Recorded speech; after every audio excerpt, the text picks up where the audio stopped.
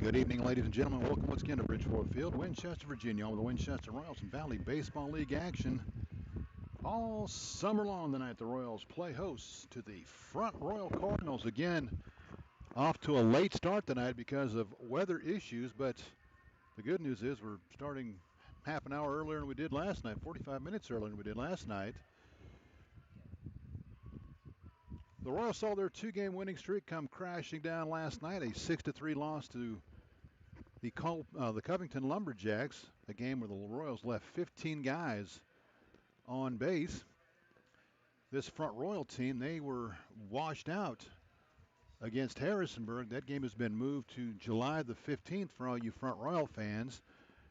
The Cardinals game last Thursday against Culpeper was suspended. I do not have information on when that game will be concluded, so if anybody knows that and wants to update us, please feel free to do so. But again, the Cardinals against Culpeper the other night suspended on Thursday night and will be made up at a later date. This Front Royal team comes in limping a little bit. At one time, they were 10-3, top of the Northern Division standings in Love and Life. They have since lost 9 straight, have dropped into 4th place. 10-12 on the year. They're 7 games behind Woodstock, 4th place in the Northern Division standings. They were again rained out last night against Harrisonburg, looking to get back on track tonight. They're going to send one of their best out to the mound to get it done. Trevor Nicholas takes the mound for the Cardinals. Right-hander from North Florida comes under the record of 2-0, a earned run average of 1.68. First time he faced the Royals, he shut them out on 1 hit through 5 innings, a game that Front Royal eventually won 6-0. It's the only game that Front Royal has won so far in the season series. The Royals lead at 2-1, and ironically enough, the visiting team has won every game, so things looking good for Front Royal, at least if you play the trends. Again, the Cardinals 9 in a row they've lost. They'll line it up like this. Leading off, the center fielder from Bethune-Cookman, Darrell Lee. He'll be followed by Austin Lafferty, right fielder from the University of Akron. Jay Campbell plays third, hits third. He's from Florida A&M. Mason McDougal will be the designated hitter, hitting cleanup from Florida State. Isaiah Frost in left field from the University of Missouri. He bats fifth. Jose Figueroa will do the catching. He's from Florida A&M, batting sixth. Cooper Harris will bat seventh, the first baseman from Frederick Community College. Brandon Butler, the second baseman from Slippery Rock University, bats eighth. And Sota Teshima, the shortstop from Santa Ana College, will round out the Front Royal lineup again. For the Cardinals, Lee, Lafferty, Campbell, McDougal, Frost, Figueroa, Harris, Butler, and Teshima.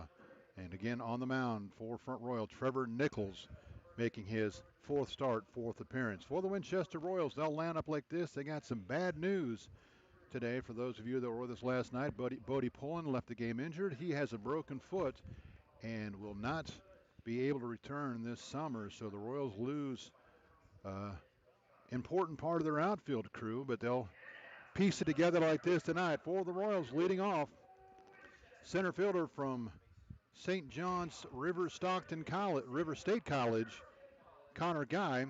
John Edmondorfer plays third from Charleston Southern. Parker Fry will bat third. He's playing first from East Strasburg.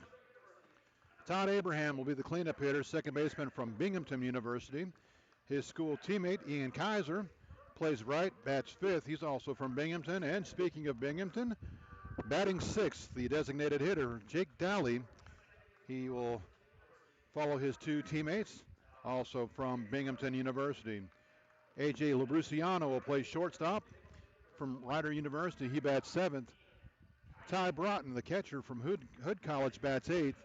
And batting 9th, Troy Davis, the left fielder from East Strasburg. Again for the Royals, Guy, Emmendorfer, Fry, Abraham, Kaiser, Dolly, Labruciano, Broughton, and Davis. On the mound for the Royals, left-hander Brandon Vasquez makes his 4th appearance, his 2nd start. 5.40 earned run average. He does not have a record on the season. He plays his baseball at Bethune-Cookman. The Royals are being introduced to the crowd as we speak. As we end the month, one of these 2 teams is going to end the month on a good note. The Royals are either going to end up 2 games over 500 for the month of June, or the Cardinals are going to snap a 9-game losing streak. That gets y'all set for tonight's game. Mark Sawyer from Bridgeforth Field. The Cardinals and the Royals will step aside as we head toward our nation's birthday later this week with the playing of our national anthem. We will honor America.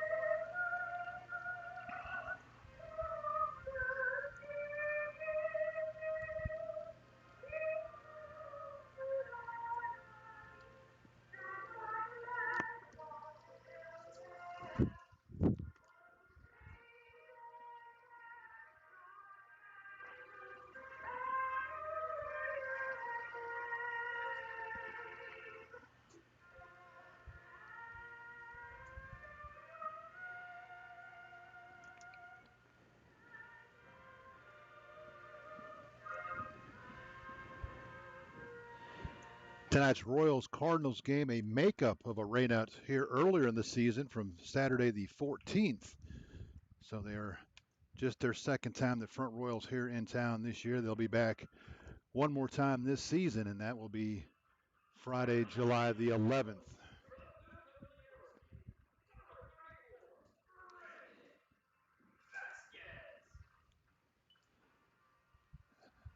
Again, Brandon Vasquez, left-hander on the mound for the Royals, comes in. Again, his 4th appearance, 2nd start, 5 innings worked. He's allowed 5 hits, 3 runs. They're all earned. He's walked 2, struck out 4, no record. An earned run average of 5.40. Defensively for the Royals, behind Vasquez, out in the outfield, left to right, Troy Davis, Connor Guy, Ian Kaiser. Around the infield, third to first, John Emmendorfer, A.J. Labrusciana, Todd Abraham, Parker Fry. Behind the plate, Ty Broughton, and again, Vasquez on the mound for the Royals. Front Royal, again, in that 9-game losing streak. They were sitting at the top of the standings, and then everything kind of fell apart on them. They are hitting .237 as a team.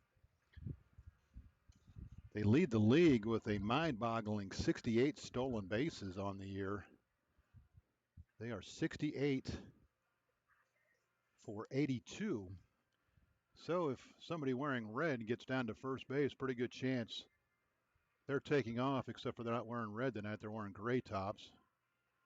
Some have on red helmets, so I guess that counts.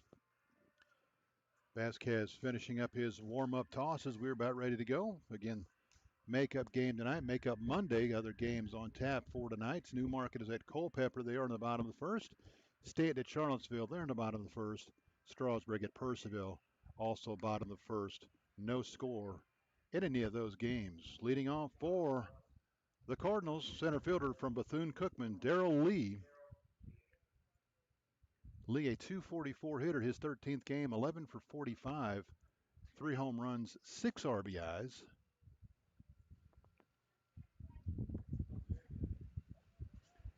The Cardinals 26 home runs on the season as a team. Oh, that can't be right because that would mean they have no RBIs. Let's try that number again. How about 14 home runs as a team for the Cardinals? Not a big number considering the ballpark they play in. 0-1 the count on Lee. Lefty on lefty matchup. Fastball misses outside. 1-1. Brooks, I got to believe you're older than both the guys humping the bases.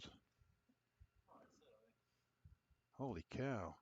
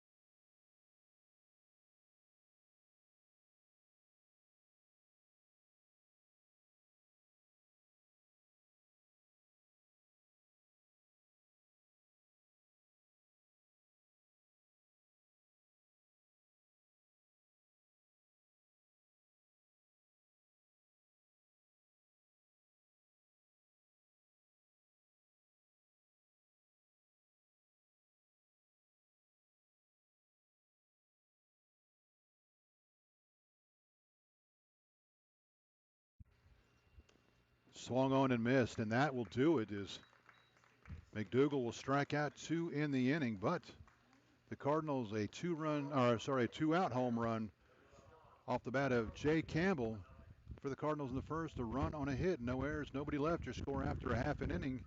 Front Royal 1, Winchester coming to bat. You're listening to the Winchester Royals Valley Baseball League action.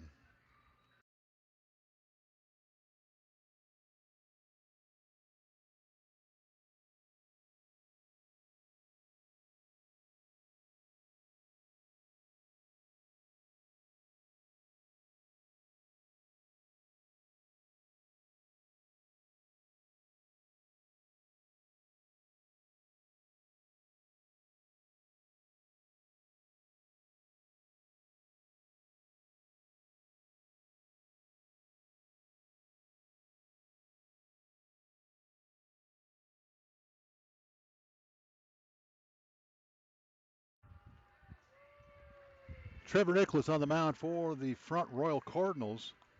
And apparently I forgot to turn on my mic while I was giving all the updates and stuff. So we'll have to give you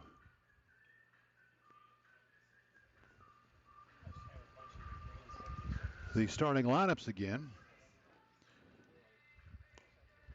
For the Cardinals, Darrell Lee, center fielder from Bethune-Cookman. Austin Lafferty, right fielder from the University of Akron. Jake Campbell, third baseman from Florida A&M. He's the one that hit the home run for the 1-0 lead. Mason McDougal, designated hitter from Florida State. Isaiah Frost, left fielder from the University of Missouri. Jose Figueroa, catcher from Florida A&M. Cooper Harris, first baseman from from Frederick Community College. Brandon Butler, the second baseman from Slippery Rock, will bat 8th. Soto Teshima, the shortstop from Santa Ana College, will bat 9th. On the mound, Trevor Nicholas, right-hander, University of North Florida, 1.68 average, a 2-0 record, his fourth start, fourth appearance. He'll face Connor Guy. Nicholas, again, his fourth start, fourth appearance, 16 innings pitched, 10 hits, 3 runs, all earned. He's walked 6, struck out 16, 2-0 with a 1.68 earned run average. Again, the first time he pitched against the Royals, he shut them out on 1 hit through 5 innings. First week of the season, that pitch off the plate for a ball. Connor Guy leads it off. Center fielder from St. John's River State College. Takes a fastball in there, 1-1. Guy leads the Valley Baseball League in walks, and he leads that with a significant margin. He has 10 more walks than anybody else in the league. The 1-1. Downstairs, 2-1, and he got hit by the pitch, so he will be hit, and he'll go down to first. The second time he's been hit by a pitch this year, so the Royals will have a base runner to start the game. Before I can tell you much more about Connor Guy, John Emmendorf, the third baseman from Charleston Southern, will step in. Emmendorf hitting .277. His 15th game, 13 for 47, no home runs, 11 RBIs. Again, Guy, second in the league in stolen bases. He is 17 for 21. First pitch upstairs for a ball, 1-0. As opposed to the Cardinals, who have 68 stolen bases, the Royals just 43, but they've only been thrown out 9 times. Royals hitting .252 as a team. That one ripped right up the middle into center field for a base hit. So the first 2 Royals are on base here in the first. That'll bring up Big Parker Fry. Fry, the first baseman from East Stroudsburg, leads the Royals with 16 RBIs, a .277 hitter. His 15th game, he has almost identical numbers as John Emmendorf for 13 for 43, 1 home run, 16 RBIs. The only difference, Emmendorf for no home runs, 5 RBIs less. Emmendorf has scored 1 less run, otherwise pretty much straight across the board. First pitch upstairs for a ball, 1-0. Fry, a couple Friday nights ago, homered here against Purcellville, his only home run of the season. The 1-0 upstairs, 2-0. So good pitch for Fry to sit on, and now Figueroa will go out and have a chat with his pitcher.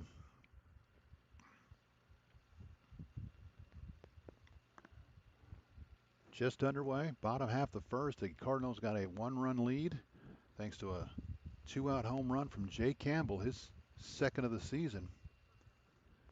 Royals trying to answer here in the bottom of the first.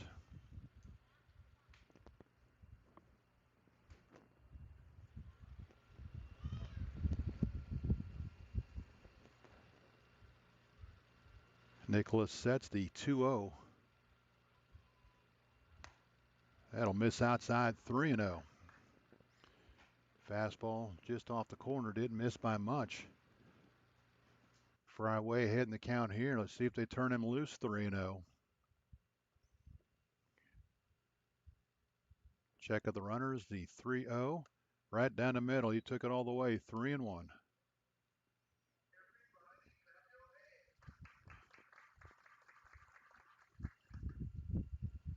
Three balls a strike, nobody out. Royals trying to answer a front Royal home run, the 3-1 to Fry. Fouled out of play, 3-2.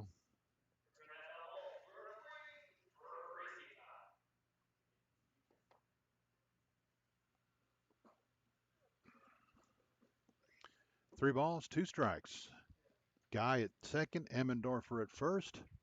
Nobody out. The Royals down a run. Nicholas checks the runners, the 3-2. That'll miss down and away. The bases are loaded. Fry draws the walk. Everybody will move up 90 feet, and that'll bring up Todd Abraham. Abraham, the cleanup hitter, playing second base from Binghamton University. A 305 hitter, his 19th game, 18 for 59, one home run, 11 RBIs. He and Emmendorf are tied for third on the RBI list for the Royals. First pitch in there for a strike, 0-1. Todd didn't think so. Bases full of Royals here in the bottom of the first, nobody out. The 0-1. That'll miss down and away. Count evens up 1-1. With the rains that rolled through Winchester pre-game time, and this being a makeup game to begin with, not a big crowd on hand here tonight. The 1-1. Lifted toward right field. That should be deep enough to get the run home. Lafferty will make the catch, and he will fire it in for all he's worth, but sliding safely is Connor Guy. Emmendorfer will tag and move to third. Fry stays at first, and the Royals have manufactured a run here in the first to tie the game up. Give Abraham his 12th RBI of the season. Now Ian Kaiser, the left-handed hitter, has got a chance to give the Royals the lead. Right fielder from Binghamton University. Kaiser hitting .333, just his 8th game as a hitter, 5 for 15. Fastball in there for a strike, 0-1. One home run, 3 RBIs.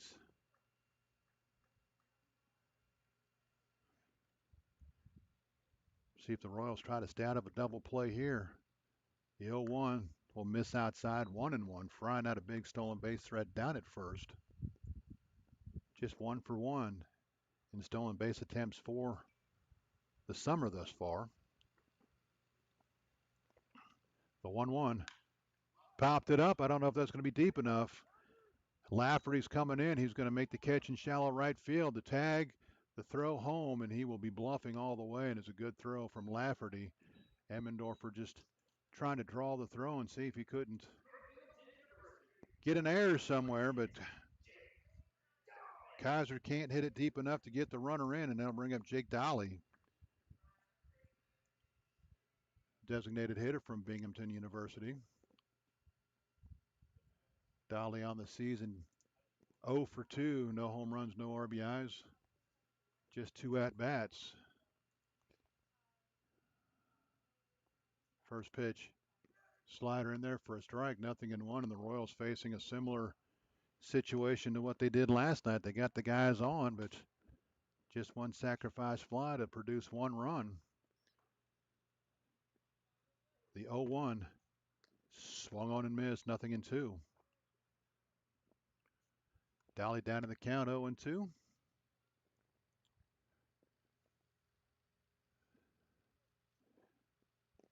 Guy scores on the sacrifice fly to tie the game. It's Emmendorfer waits down at third with the lead run, the 0-2 to Dolly.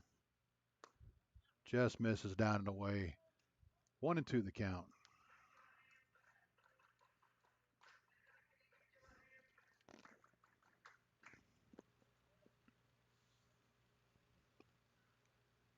Nicholas sets. He'll check the runners. His 1-2. Popped it up, going out. Going to be called off by the center fielder, Darrell Lee. Lafferty is, and Lee will make the catch. So the Royals get the bases loaded with nobody out. Can only push across one run, a run on a hit. No errors. They'll leave 2 on. Your score after 1 complete. Winchester 1, Front Royal 1. You're listening to the Winchester Royals in Valley Baseball League action.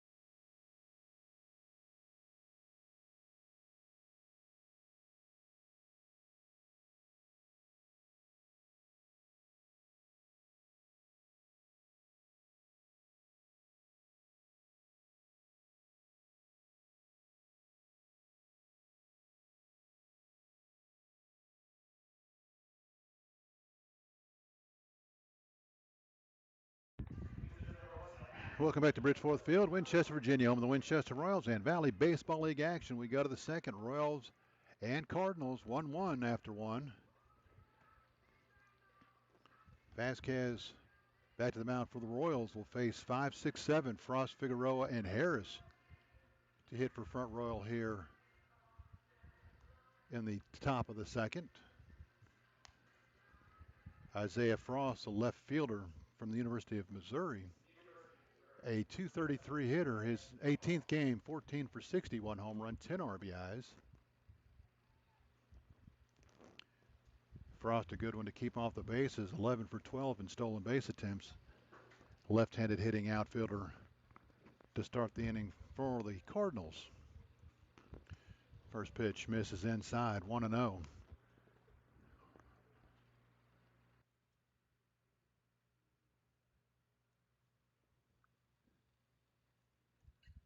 The 1-0. Grounded towards second. Abraham will field, sets his feet, fires on to first in time for the first out here in the second inning.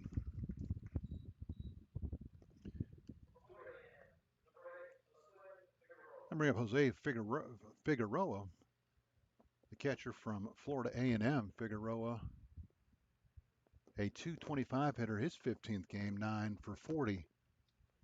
No home runs, 2 RBIs. He has walked 14 times. Swing and miss, nothing, and won the count.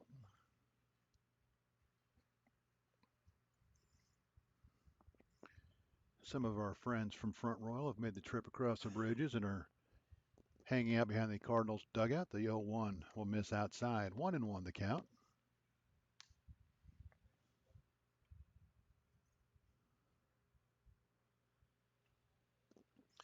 The 1-1 just misses outside. I think Broughton wanted that one, didn't get the call. 2-1 the count.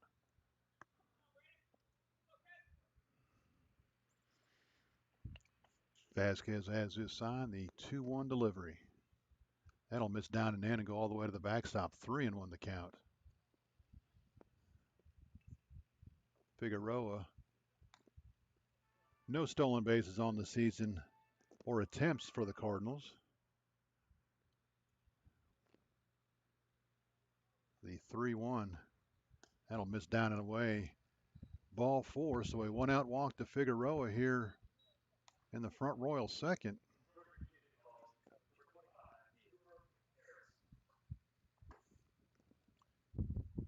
Cooper Harris, the first baseman from Frederick Community College, stands in for Harris.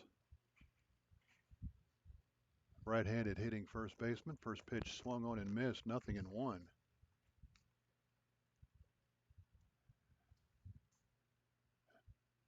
Quickly scanning their stat sheet, I don't see Harris's name on the list. Might be his first game as a Cardinal, as that one misses outside, 1-1.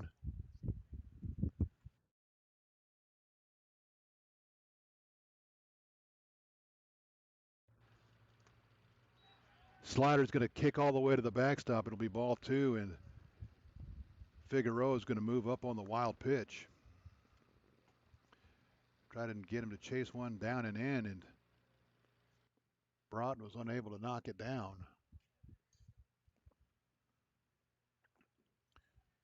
Again, it looks like Cooper Harris making his first, playing in his first game for Front Royal. And he'll take downstairs for a ball, 2-0. So after a leadoff ground out, he is walked one and in danger of walking another here. The 3-1 to Harris.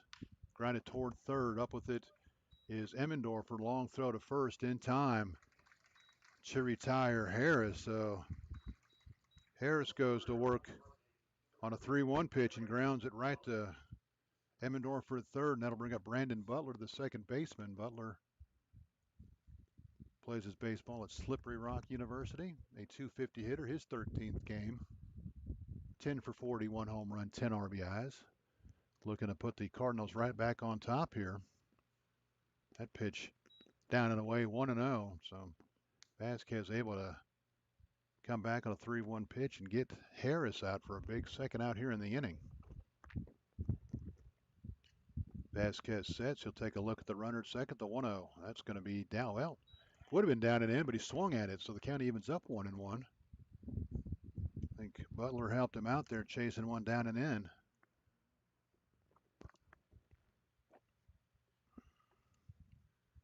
The 1-1. Grounded toward the hole. It's going to get into left field for a base hit. They're going to hold the runner at third. Labruciano made the diving effort, but it just out of his reach into left field. So the Cardinals have the lead run 90 feet away. And it'll be up to their number 9 hitter. However, their number 9 hitter leads the team in hitting. Soto Teshima, the shortstop from Santa Ana, a .432 hitter, his 16th game, 16 for 37. No home runs, 3 RBIs, left-handed hitter. That'll miss down and away, 1-0. Butler at first, 7 for 7 in stolen base attempts, so the Cardinals very well could try to get him in motion and put 2 guys in scoring position for Teshima. Swung on and missed. Count evens up 1-1.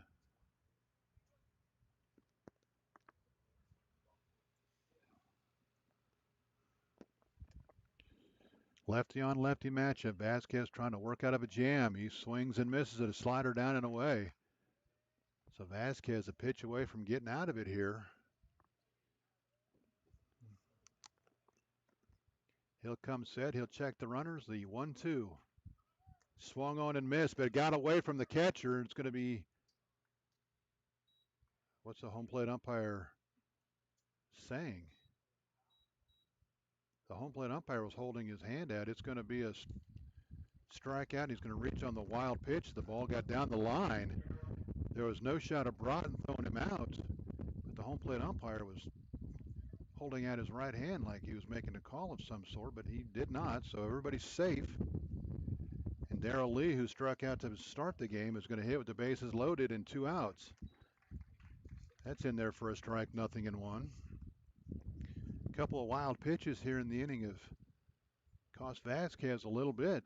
See if he can get out of it. The 0-1. That's downstairs for a ball. Count evens 1-1.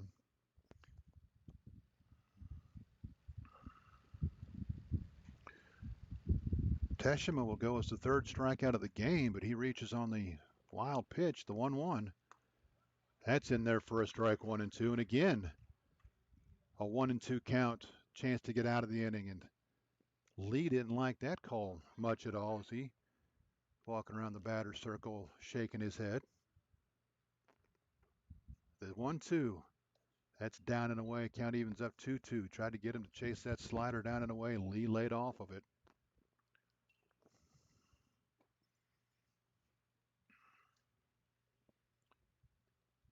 Broughton has his sign, the 2-2.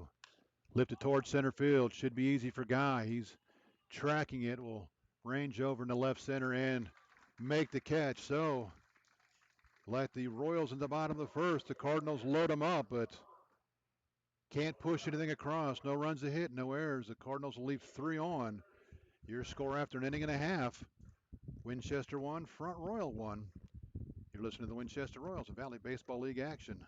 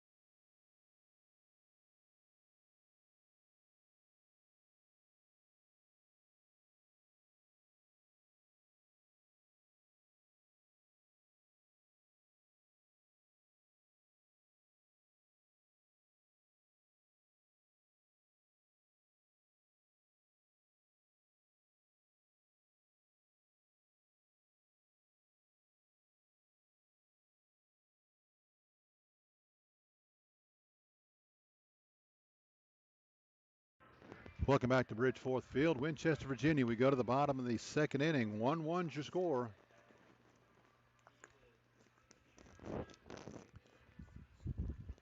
Cardinals threatened to take the lead right back at the top of the second. Couldn't get it done. The Royals left 2 on in the bottom of the first. They'll come 7, 8, 9 hitting here in the second inning. A.J. Labruciano.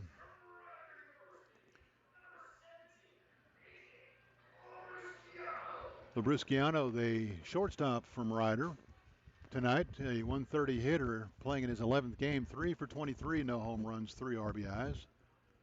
Right-handed hitting shortstop. Played some third, played some second, swung on and missed, nothing and won the count.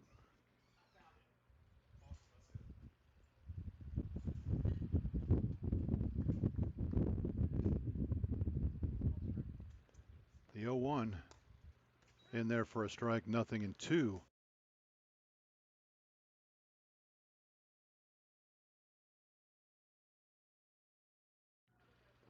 The 0-2 grounded towards short. Teshima up with it, sets his feet, throws on to first in time for out number 1 here in the second. That'll bring up Ty Broughton. Catcher from Hood College. Broughton, one of a number of catchers on the Royals roster. Looks like Broughton making his first appearance for the Royals, just recently added to the roster, and don't see his name on the stat sheet. So first pitch off the plate for a ball, 1-0. You know, he'd like to introduce himself to this crowd with a nice base hit. The 1-0 to Broughton. Downstairs for a ball, 2-0.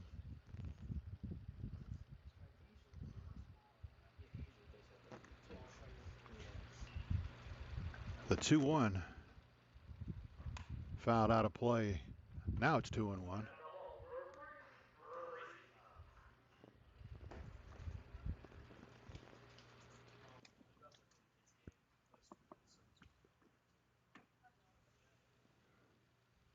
Nicholas has his sign. The wind, the 2-1. That's upstairs for a ball, 3-1. Broughton and Troy Davis and back to the top of the order for the Royals as they try to get their first lead of the game. The 3-1 fouled out of play, 3-2.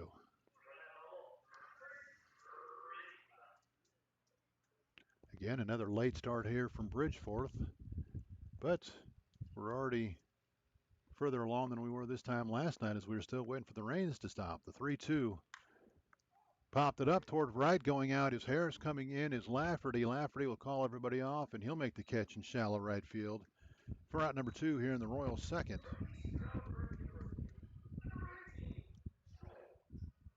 Number 8, Davis, Troy Davis, the left fielder from East Stroudsburg University. Number 9 hitter in the Royals lineup, a 227 hitter. 11th game, 5 for 22, no home runs, 3 RBIs. Right-handed hitting outfielder. First pitch in there for a strike, 0-1.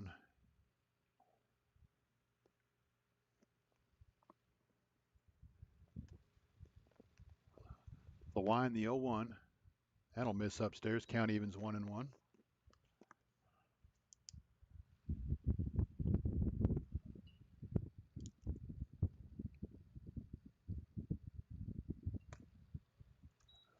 The 1-1 misses down. 2-1 the count.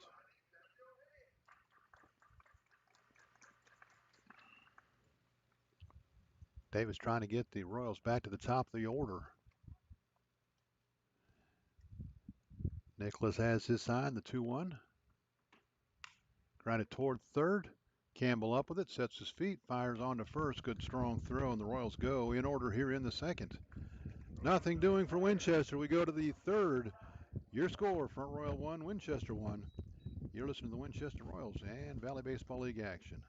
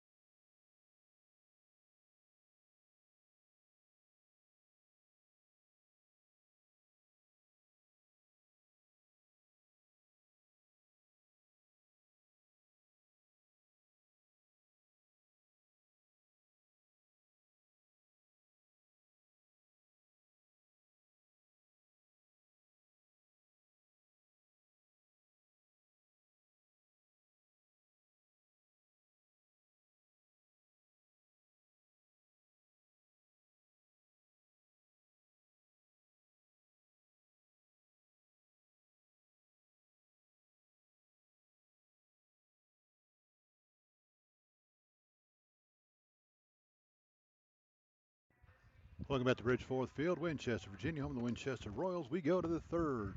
Front Royal Winchester all locked up 1-1. One time through the lineup for everybody.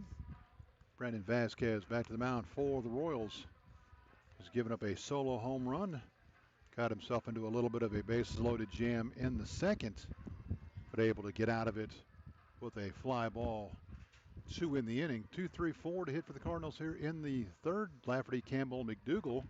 It was Campbell that hit the solo home run in the first. They got the Cardinals on the scoreboard. Lafferty flew out to center his first time. He's 0 for 1.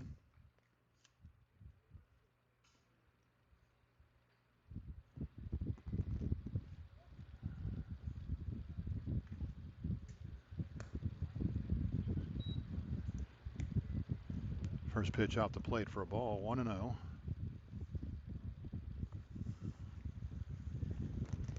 Grounded sharply to third. Up with it is Emmendorfer. Long throw to first. In time, Parker Fry had to stretch a little bit, but able to haul it in and retire Lafferty for the second out here in the third. That'll bring up Campbell. Campbell 1 for 1 with a home run here tonight. Has one of their 2 hits, and his landed outside the ballpark.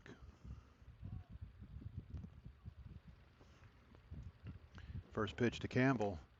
Downstairs for a ball, 1-0.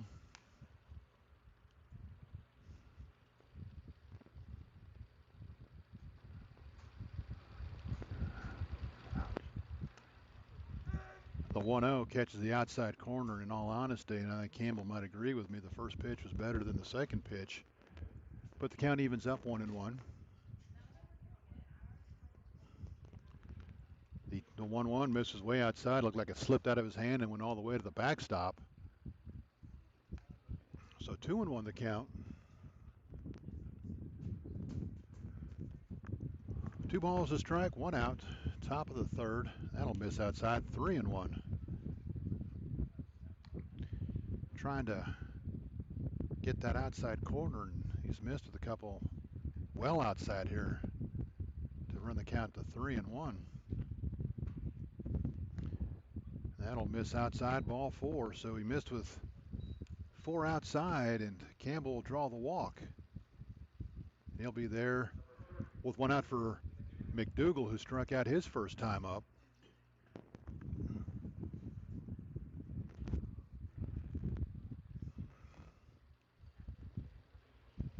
One out runner at first, 1-1 game, top of the third. First pitch to McDougal. Fisted right back to the pitcher. 1-6, 2-3 for the double play. So Vasquez got in on McDougal's hands to end the inning. A 1-6-3 double play wipes out the walk and ends the inning for the Cardinals. No runs, no hits, no errors. They leave nobody on. Your score after 2.5. Winchester 1, Front Royal 1. You're listening to the Winchester Royals and Valley Baseball League action.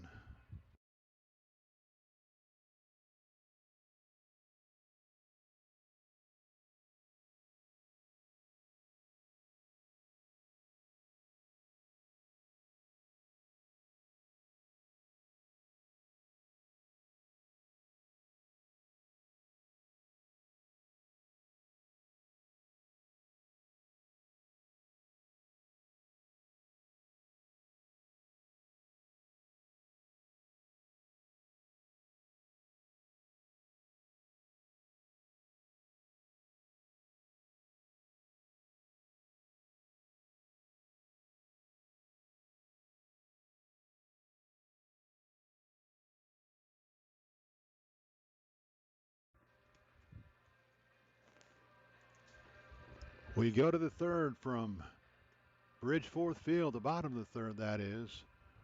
Royals and Cardinals locked up 1-1. Teams have combined for 3 hits through 2.5 innings. Trevor Nicholas back to the mound for Front Royal. He'll face the top of the order for the Royals, Guy, Emmendorfer, and Fry.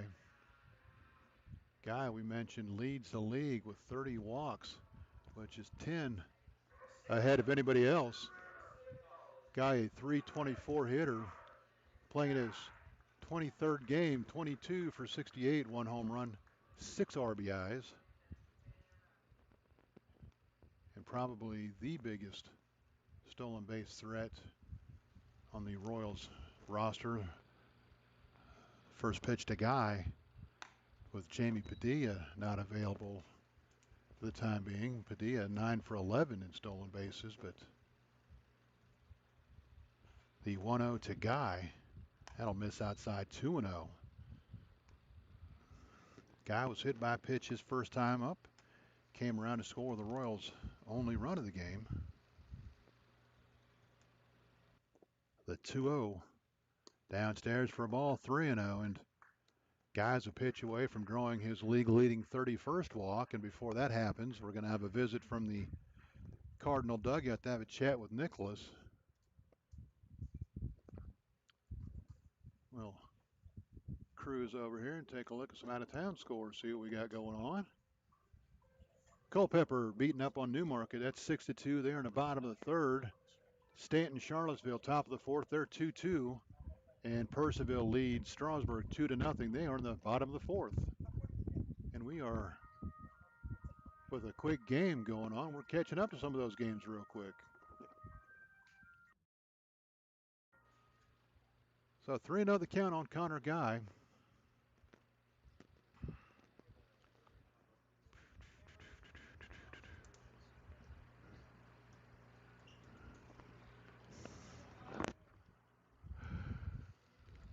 The 3-0 misses downstairs, and Guy will draw his league-leading 31st walk of the season. Let's see if the Royals try to put him in motion and get him into scoring position. He's also second in the league with 17 stolen bases. Of all the stolen bases the Cardinals have, Frost leads them with 11.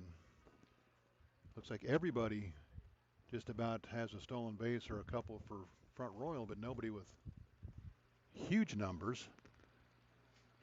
First pitch misses inside. 1-0 to John Emmendorfer. Emmendorfer has the only Royals hit of the game. Grounded it right back up the middle in center field his first time up. The 1-0 to Emmendorfer. That's grounded sharply to short right at the Teshima. He throws it away. Everybody's going to be safe, and Guy's going to go all the way around to third. Teshima took a step back and played it on a hop. Looked like he might have had a chance at the line drive, but it got to him in such a hurry. He had plenty of time to roll the double play, but his throw to second was wide of the bag, and everybody's going to be safe. Guy's going to go to third. Emmendorfer will be safe. I guess officially Emmendorfer's safe on the fielder's choice, and Guy moves up on the E6. Either way, there's first and third with an error on the board for Parker Fry, who walked his first time up. First pitch in there for a strike, 0-1. Fry leads the Royals with 16 RBIs, trying to pick up one, maybe two here. The 0-1 downstairs, 1-1 the count.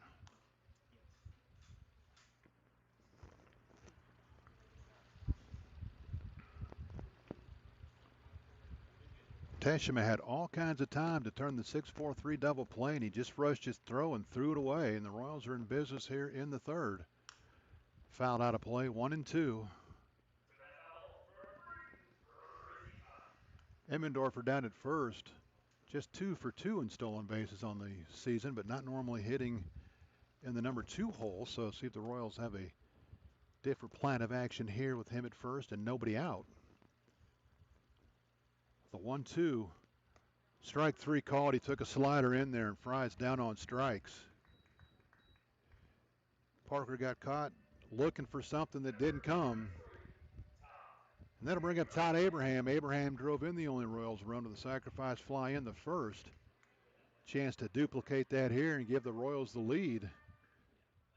Anything to the outfield should produce a run, barring a lazy, shallow fly ball. First throw to first back in time is Emmendorfer.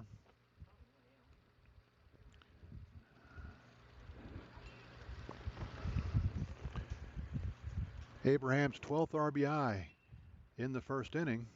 Looking for number 13 here. That ball's lifted toward left, going back on it as Frost. He is going to get to the track, and just at the track will make the catch. It'll be plenty deep enough to score the run, and the Royals will take the lead. And Todd Abraham didn't miss getting one out of here by much. One more biscuit for breakfast, and he's got himself a home run. Abraham has driven in both runs for the Royals here tonight. Connor Guy has scored both runs. And the Royals now lead it 2-1. Emmendorfer stays at first. He's there now with 2 outs for Kaiser. Kaiser flew to right his first time up. First pitch to Ian. In there for a strike, 0-1.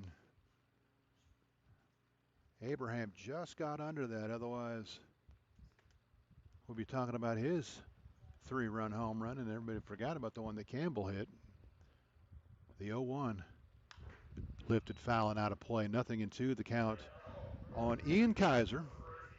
Kaiser homered here the other night, his first of the season. He was 0 for the season, hit himself a home run, got 3 hits in the game, and got himself a batting average. The 0-2 to Kaiser.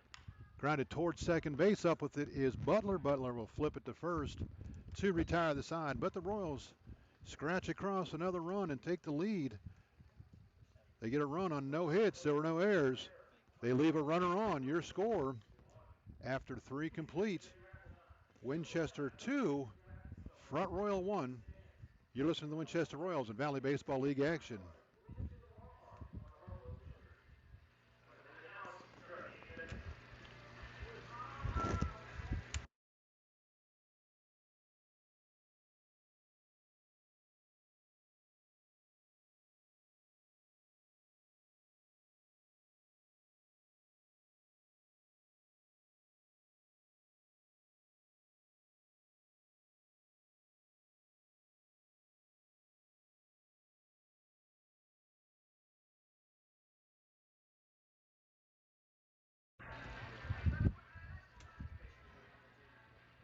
We go to the fourth. Royals have their first lead of the game. Brandon Vasquez will take the mound with his first lead.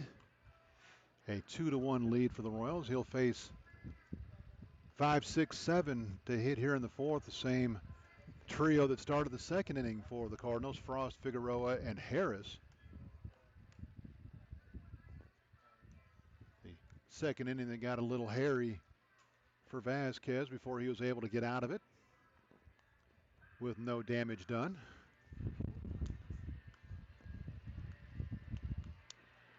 Vasquez finishing up his warm-up tosses. The Royals on the road tomorrow night. They travel to Newmarket before a couple home games for the 4th of July holiday, Wednesday and Thursday. Of course, don't forget the Wednesday night game, a 5 o'clock start, as they shoot off the fireworks in the park right after the ball game. Well, not right after the ball game. I think they do it right around 9 o'clock or so.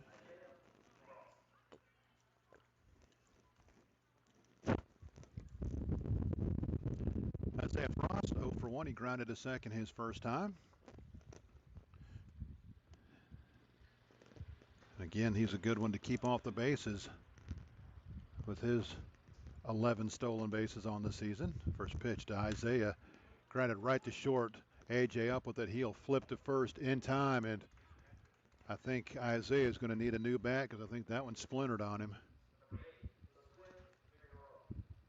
So 6-3 for the first out here in the inning. Figueroa will be the hitter. He walked, moved up on a wild pitch, moved to third on a ground out, and was stranded there back in the second.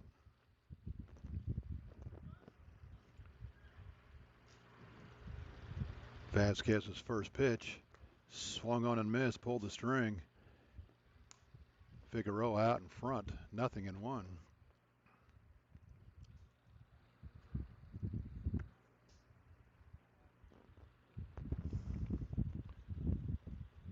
Vasquez has his sign, the 0-1. Misses down and away, 1-1.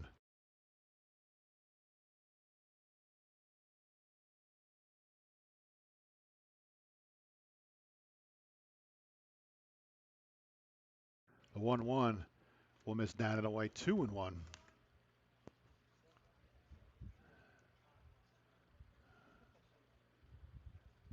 The 2-1 to Figueroa. That'll miss downstairs, 3-1, and Figueroa pitch away from drawing his second walk of the game.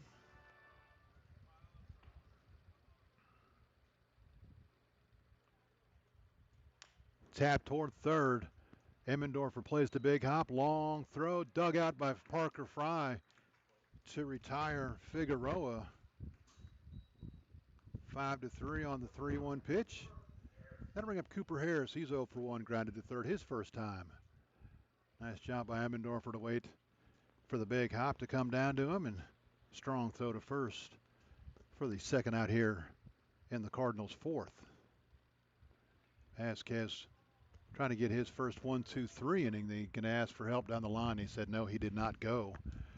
He got a 1-2-3 inning last inning after a one-out walk, but the Royals turned a double play. In fact, he was big in turning that double play, the 1-6-3, the 1-0.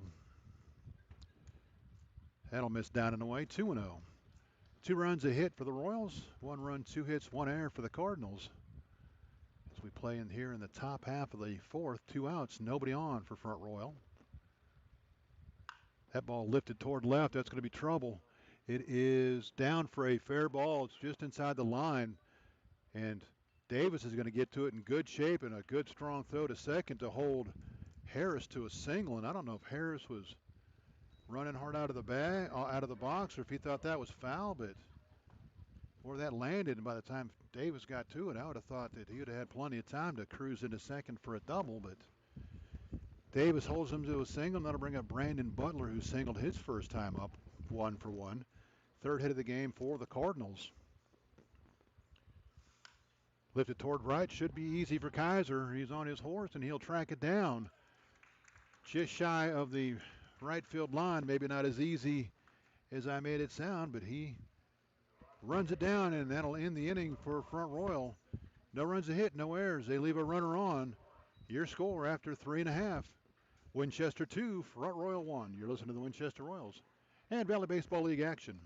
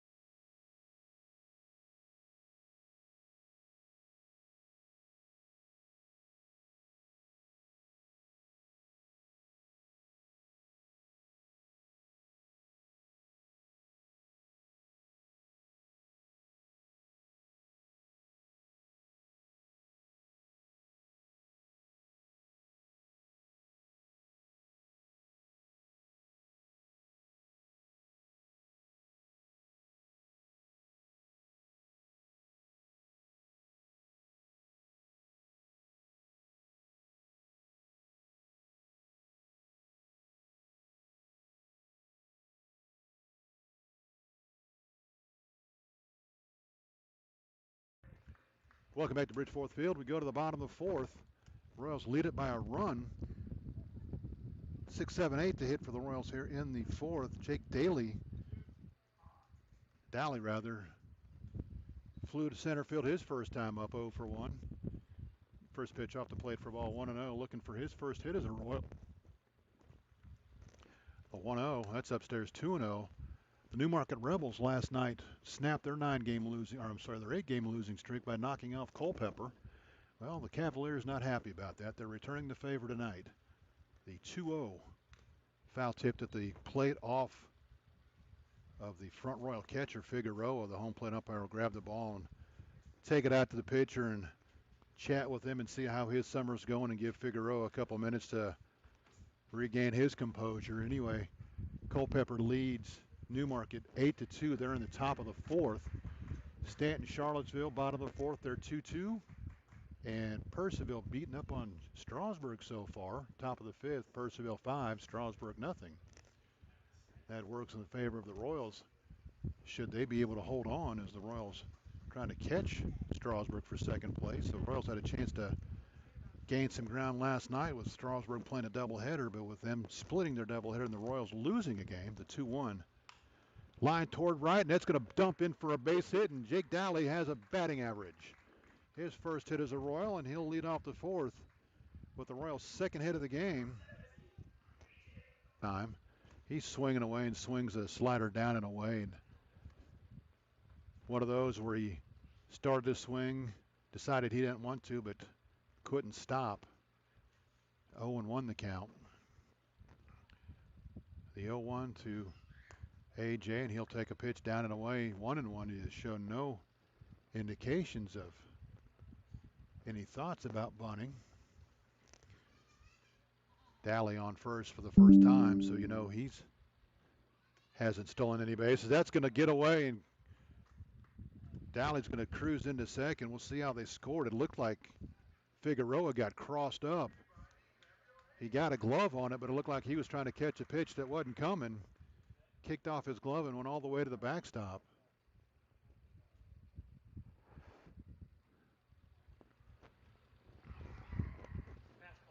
Pass ball. Charge to the catcher, and again, a tough pass ball because he looked like he might have got crossed up and not knowing what was coming. That's tough to catch. The 2-1. That's downstairs 3-1, but the Royals don't care how it's scored as long as they got a runner in scoring position, a chance to add to a 2-1 lead here in the fourth. Labruciano was down in the count 0-1. It's now 3-1.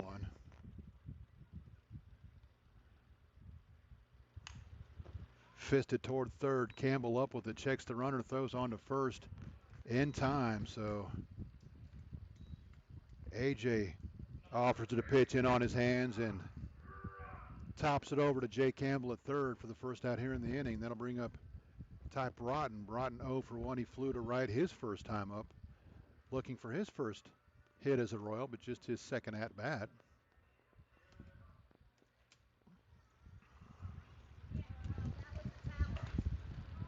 So a base hit and a pass ball have the Royals a runner in scoring position here in the fourth.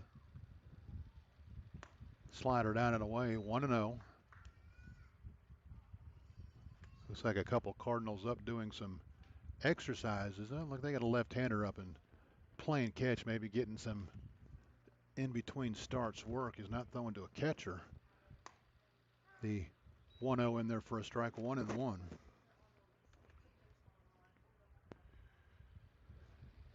Ball and a strike, 1 out. Runner at second. Royals lead it 2-1. We play in the bottom of the fourth. Game between these two Northern Division rivals. The 1-1 to Broughton. Down in the dirt. Nice job by Figueroa to knock it down and keep Daly at second.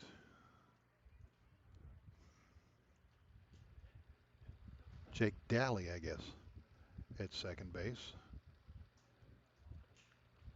Check of the runner, the 2-1. That'll miss high and tight, 3-1. And again, for the second hitter in a row, Nicholas has gone 3-1 on the hitter.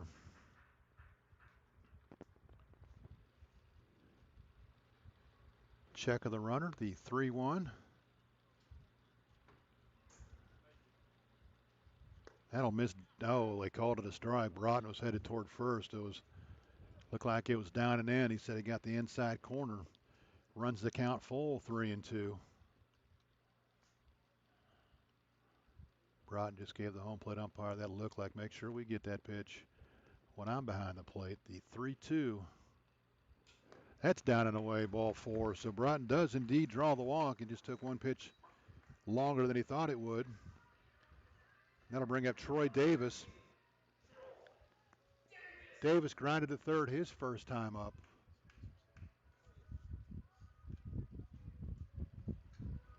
Davis looking to add to his 3 RBIs on the season. Hitting in the 9-hole, barring a double play here. Connor Guy will hit with runners on here in the 4th. Depending on what Davis does here, the first pitch. Fastball in there for a strike, 0-1. The Royals 2 runs, 2 hits. Front Royal a run on 3 hits. They've committed the only error in the game. An error that led to the Royals' second run. The 0-1. Line into center field for a base hit. Dally had to wait and make sure it wasn't caught by the shortstop, so he's only going to get to third, but Davis ropes one into center field. Third hit of the game for the Royals. And that'll bring up Connor Guy. Guy has not officially had an at-bat yet, but he has scored 2 runs. He's been hit by a pitch and walked. And now he's going to bat with the bases loaded. Chance for him to add to his 6 RBIs on the season. And even if he picks up his league-leading 30-second walk, he'll get an RBI.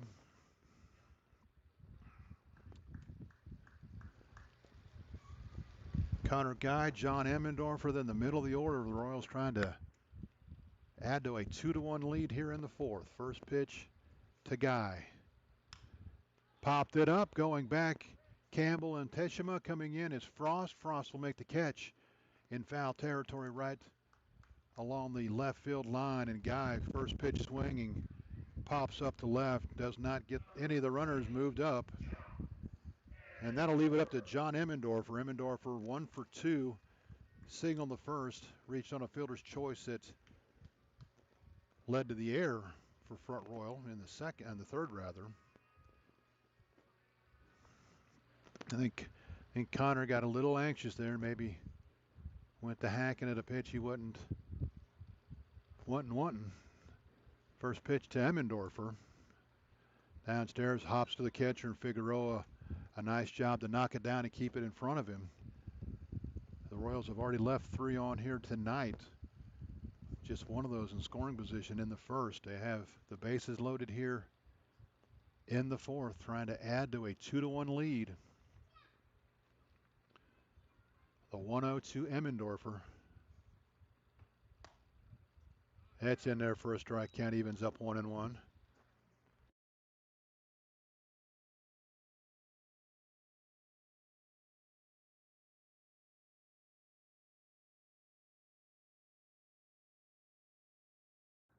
The 1-1 downstairs, 2-1.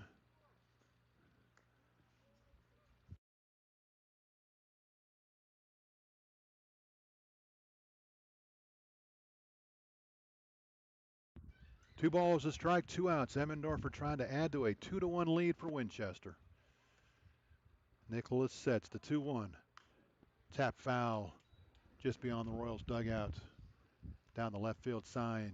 2-2 the count. Dally at third. Broughton at second. Davis at first. A couple hits and a walk. They're there with 2 outs for John Emmendorfer. Lifted towards left field. That's going to dump in for a base hit. 1 run's going to score. Rounding third, chasing him home. The Royals are going to get another run. Emmendorfer didn't hit it hard, but he got enough of it to get it over Teshima's head. Dropped into left field for a 2-run single, and the Royals now lead at 4-1, and that might be the end of the night for Trevor Nicholas. Not having the success here against the Royals he did the first time these two teams played here. And that will do it. The Cardinals will go to the bullpen. Royals lead it 4-1. They still have runners on with a chance to add to it. Parker Fry coming to the plate, but he'll see a new pitcher. You're listening to the Winchester Royals in Valley Baseball League action.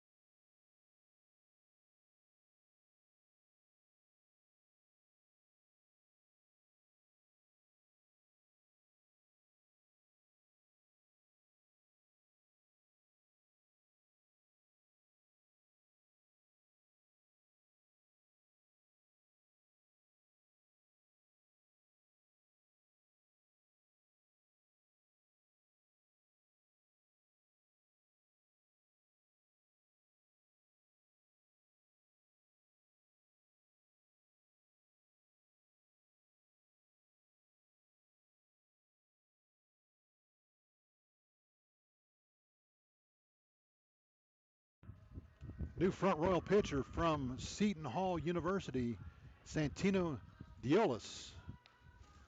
Right-hander, just finished up his sophomore year. Let's see if we can get you some information on Diolis. Diolis, where is he? Santiago, there he is, Santino Diolis, making his 6th appearance, all in relief. He's worked 9 2/3 innings, allowed 12 hits, 6 runs. They're all earned. He's walked 4, struck out 4. No record, earned run average of 5.58. Takes over for the starter Trevor Nicholas, who is facing his first loss of the season. Should the Royals be able to add on and hold on and all that neat stuff, but first things first, Parker Fry will hit. Fry is 0 for 1. He walked in the first, struck out looking in the third. You know, he'd like to make amends for that strikeout in the third with the runner in scoring position. Davis at second, Emmendorfer at first. His 2-run single have given the Royals a 4-1 lead here. First pitch to Fry. In there for a strike, 0-1. Diolis with a big herky-jerky motion from the right side. Looks like he comes down a little bit 3/4, and you got to think the left-hander Fry's about the only Royals going to be able to see it real good. And now Figueroa takes the umpire with him, and they want to go out and have a chat with Diolis. I guess they're just making sure they're straight on the signs, and the umpire going to, I don't know why I have no idea what this is about. Runner at second, they probably making sure they're together on the signs, and their umpire's going to say it doesn't count as a visit, so I mean, if they don't have their sign straight before the inning, why wouldn't that be a visit?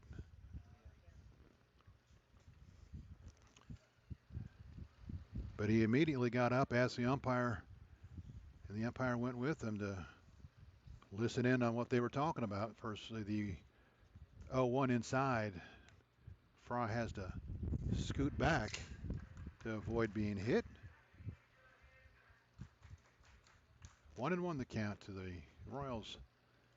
3-hole hitter Parker Fry trying to get the Royals some more runs here. That'll miss down and in. 2-1. Obviously, Diolis was not the left-hander that was up throwing in the front Royal pen earlier, so again, probably a starter just getting some in-between starts work. The 2-1 to Fry. Fouled into the screen, and he throws his bat, and it lands on top of the Cardinals dugout and bounces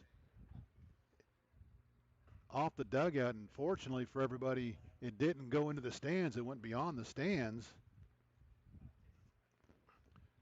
But the count will be 2-2, and we're going to have to wait for them to retrieve Fry's bat.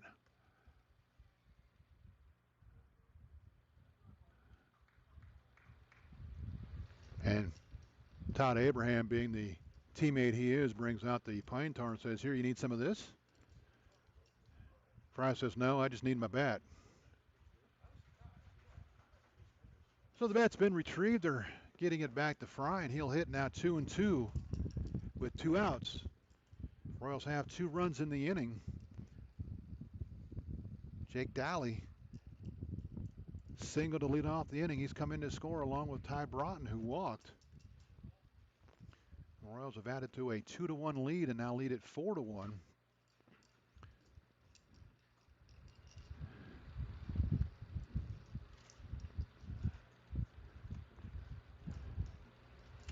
Fry has his bat back, got a little pine tar on it. Everybody ready to go. Now 2-2 the count. 2 outs. Runners on first and second. Dialis sets. He'll check the runners. The 2-2. Fisted out of play. We'll do it again. 2 balls and 2 strikes.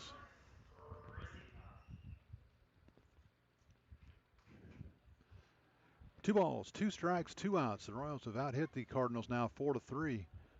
Lead at 4-1. The 2-2. Downstairs for a ball. That'll give the base runners a head start. Davis from second. Emmendorfer from first. 3-2, 2 outs. If Fry can run one up the alley, see how quickly Emmendorfer can get around the bases. Payoff pitch. Ripped down the line. It's going to be foul. He got that breaking ball, and he was waiting on it, and he ripped it, but down the right field line and foul. Cooper Harris didn't miss catching it by much as he came across the line and threw the glove at it, but unable to track it down, and we'll do a 3-2 pitch again. Runners off from their bases, the 3-2. Grounded foul again. Not hit as hard, but basically in the same location.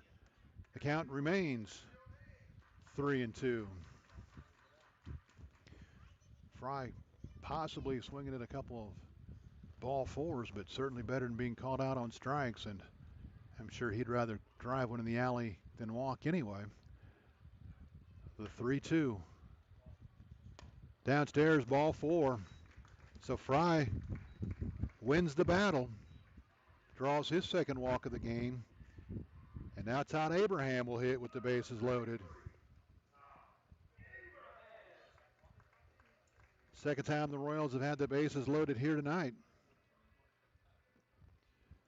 Got a run in the first on a sacrifice fly from Todd Abraham. Abraham has driven in 2 runs with 2 sacrifice flies. That won't work this time. 2 outs. He needs to drive a base hit somewhere. First pitch in there for a strike. And again, I think Todd thought that might have been outside. 0-1 the count.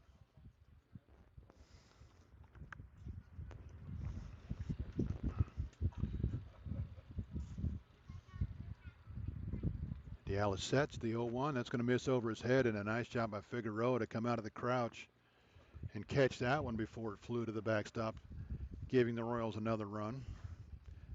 Davis waits at third. Emmendorfer at second. Parker Fry at first. Bases loaded, 2 outs. Royals trying to add to a 4-1 lead here in the fourth. The 1-1 in there for a strike. 1-2.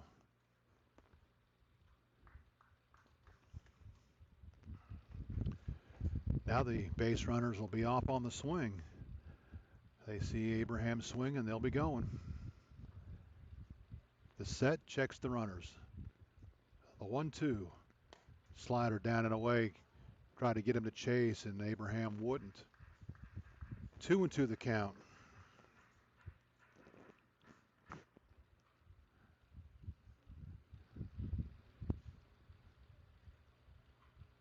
Checks the runners. The 2-2.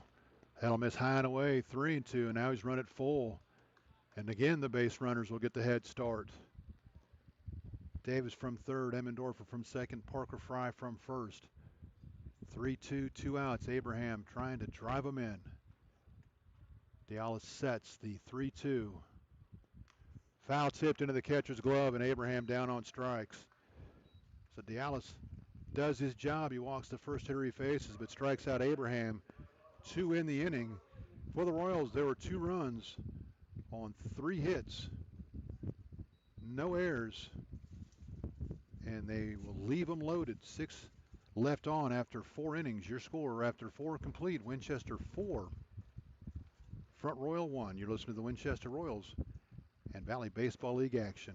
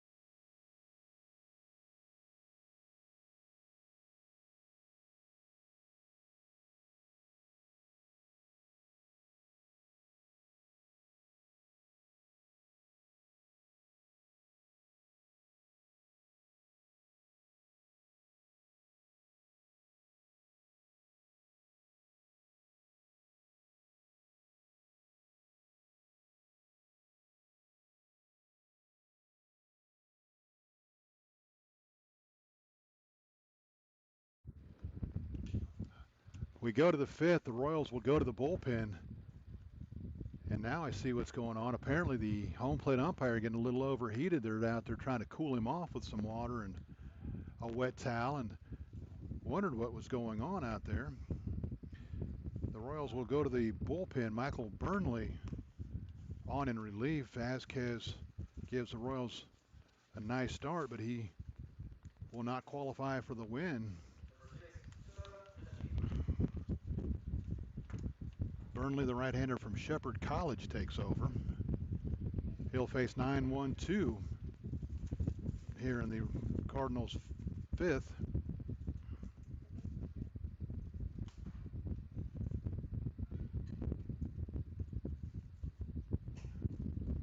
Check Burnley's numbers, and we owe you Nicholas's final numbers, and we'll have to get you some numbers for Vasquez. First pitch swinging, lifted toward right field. Kaiser finally tracks it down. He went back and then started heading toward the line and was able to come up with it. Be first out of the inning for Burnley and the Royals. Back to the top of the order for Darrell Lee. He's 0 for 2, a strikeout and a flyout.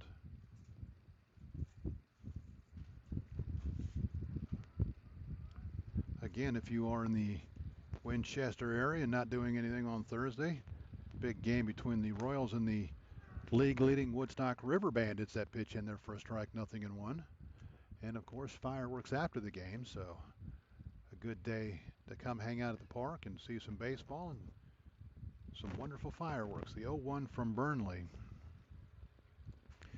Slider in the dirt goes all the way to the backstop. Burnley on the season for the Royals.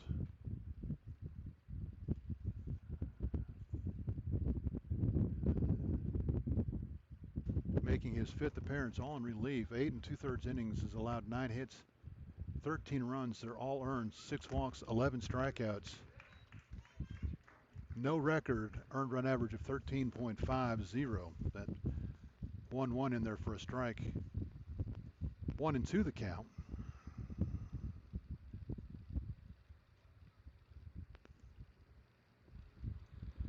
Burnley's 1-2 to Lee. Swung on and missed. He threw a fastball by him. Lee down on strikes, and that'll bring up Austin Lafferty.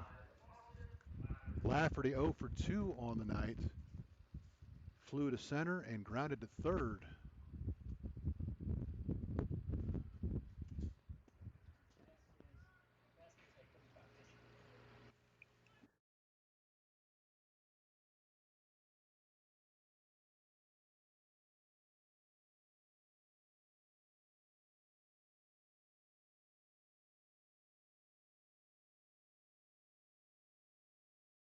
First pitch to Lafferty downstairs for a ball, 1-0. So Burnley in relief. Vasquez can't win it. Can't lose it, the 1-0. Downstairs for a ball, 2-0. Nicholas goes 3 2/3 innings for the Cardinals. Gives up 4 runs, 3 are earned. Allowed 4 hits. Lifted towards center field. That should do it. Guy came in a couple steps. Now he'll backtrack a couple steps and just shy of the warning track. Will make the catch in center field. A 1-2-3 inning for Michael Burnley and the Royals here in the fifth. We go to the bottom of the fifth. It's Winchester 4, Front Royal 1. We're halfway home. You're listening to the Winchester Royals and Valley Baseball League action.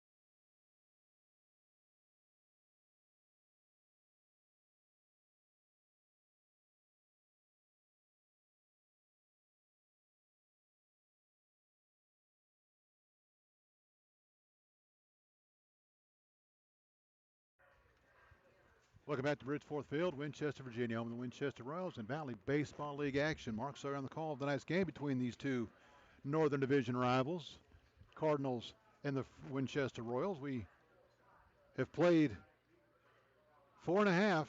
We go to the bottom of the fifth. Santino Dialis back to the mound for the Cardinals. He came on in relief in the fourth.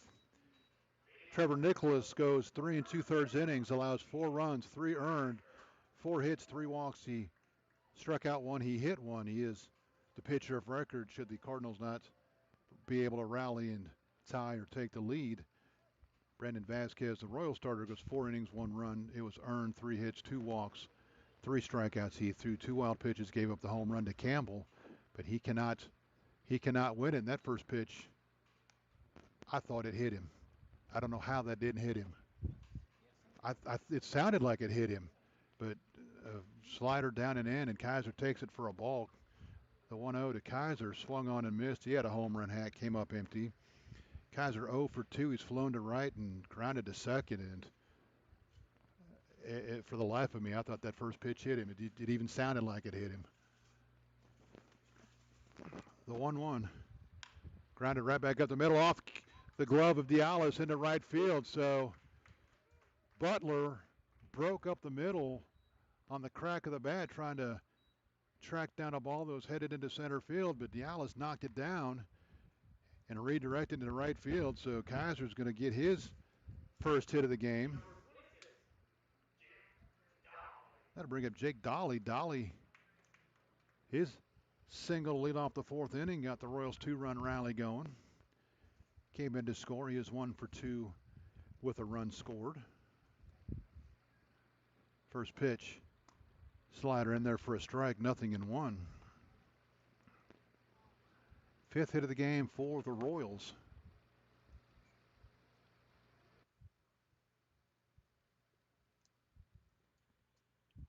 The 0-1 throw to first back in time is Kaiser at first. Kaiser probably not a real big stolen base threat down at first. He is 1 for 1.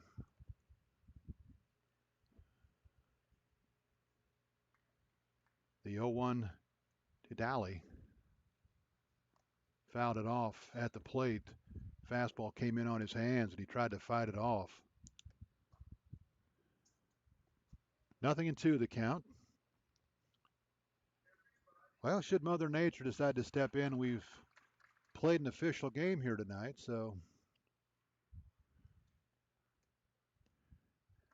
we got one umpire out in the middle of the field with his hands up calling time, and I guess one of the kids lost their ball out onto the field. So now we're ready to go. 0-2 the count to the Royals' designated hitter. Checking the runner at first. The 0-2 downstairs. They got him hung up as he thought that ball was going to get past the catcher, and he took off for second, but a nice play by Figueroa, and now they got Kaiser in a rundown, and they're going to tag him out. So Kaiser thought the ball was going to get away from Figueroa. He took off for second. And by the time he realized Figueroa had it and he slammed on the brakes, he was in no man's land. It'll go as a caught stealing, so Kaiser will be 1 for 2 in stolen base attempts now. And I'm not even going to try to tell you how it was scored. It was 2 to a lot of other guys. And now it's 1-2 on Daly with nobody out. I'm sorry, with 1 out, nobody on. Slider misses outside. Count 2-2.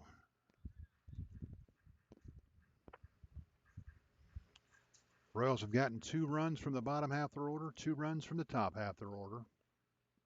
Lead at 4-1 here in the 6th. I'm sorry, in the 5th. I'm trying to get us ahead in the 6th. We've been here so late the last couple of nights, I figured I'd give us a couple extra innings head start. 2-2 the count now. As that one fouled out of play, we'll do it again.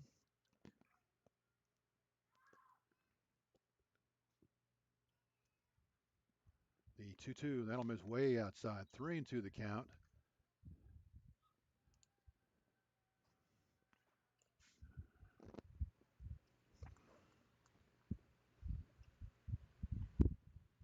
The 3-2, fouled out of play. We'll do it again, 3-2. In case you might have missed him last night's scores, Charlottesville knocked off Purcellville 8-2. Waynesboro and Strasburg split a doubleheader. Waynesboro took the first one 7-3. Strasburg won the second one 6-4. Covington knocked off the Royals here 6-3, and Newmarket beat Culpeper 7-0. Swung on and missed, and Daly down on strikes. For the second out of the inning, Harrisonburg at Front Royal and Woodstock at Stanton. Both those games were rained out. A.J. Labrusciano will be the hitter. A.J. 0 for 2. He has grounded out twice, once to third, once to short. First pitch downstairs for a ball, 1-0.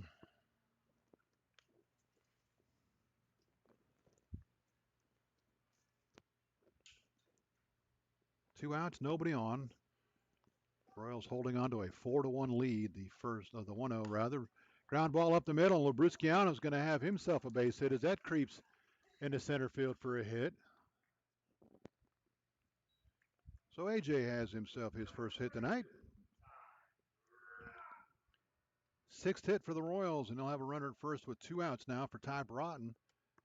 Broughton 0 for 1. He flew to right and walked and scored his last time up. Scored on the Emmendorfer two-run single. Still looking for his first hit as a Royal. Dallas comes set. First pitch. Chopped foul toward the Front Royal dugout.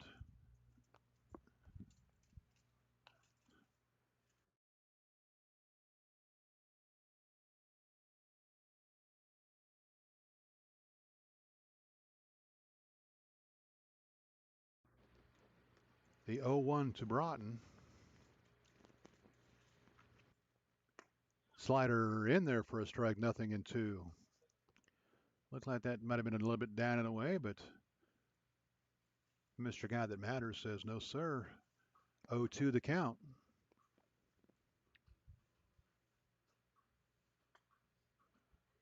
Grounded towards the hole and right into right field for a base hit. So with Butler playing up the middle for a possible stolen base, I guess, and the Harris holding the runner on at first, Broughton just slaps a 0-2 pitch through the hole at right field, into right field rather. His first hit as a Royal. You know, you hear me mutter and bellyache and cry when the Royals do that. An 0-2 pitch that was far too good. And now the Royals are in business with two outs and Troy Davis up. He's 1 for 2. He'll foul tip that one off to the backstop, 0-1. Davis grounded the third, and he singled in the fourth.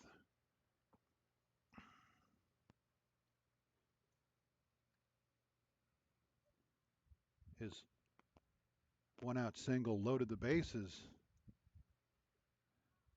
for the Royals in the fourth. The 0-1 to Davis. That's upstairs, 1-1. Labrusciano at second, Broughton at first. Two-out base hits. The Royals have 3 hits in the inning, but nothing to show for it yet. The 1-1 popped it up. That's going to be fouling out of play. 1-2 the count on the Royals left fielder Troy Davis.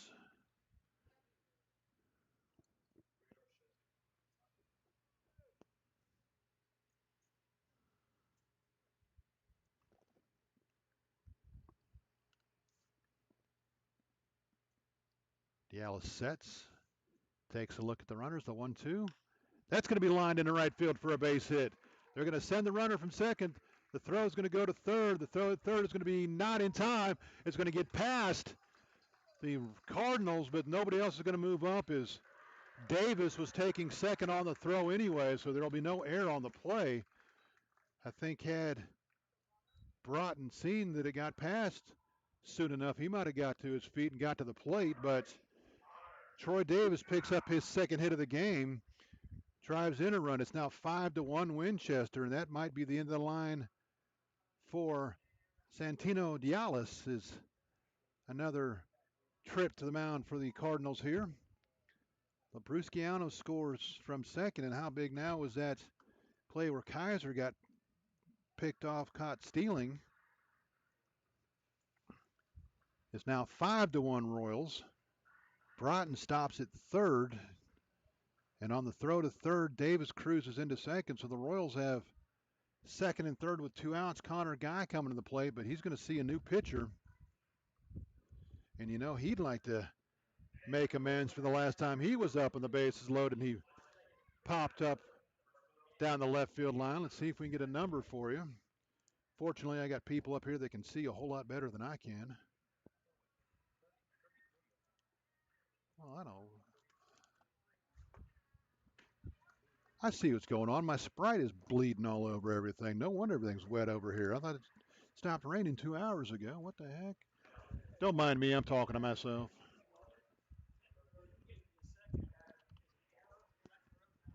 Now he was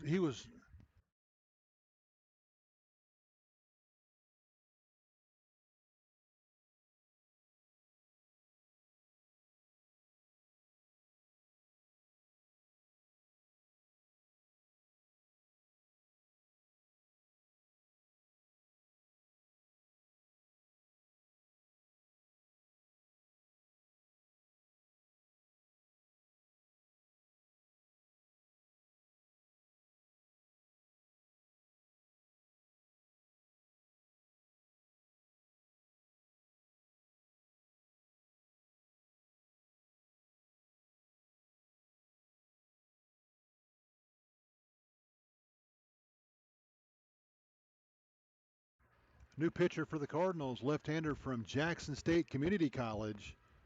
Gavin Alston takes over. He'll be the third pitcher of the game for Front Royal, and he'll come on to try to get the left-handed hitting Connor Guy. And again, Guy, bases loaded last time up with 1 out and flew out to shallow left. You know, he'd like to drive in these 2 runs to make amends there. Gavin Alston making his 8th appearance for Front Royal. He does have 1 start. He's worked 9 innings, allowed 6 runs, 6 hits, 3 runs. They're all earned. 8 walks, 5 strikeouts. No record. Earned run average of 3.00. Dialis will not figure in the decision here tonight.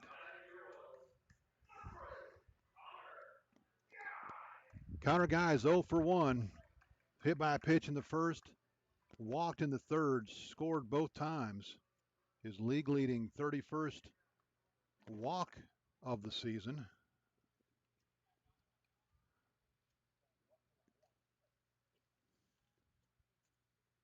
He'll try to drive in a couple runs for the Royals here. First pitch upstairs for a ball, 1-0.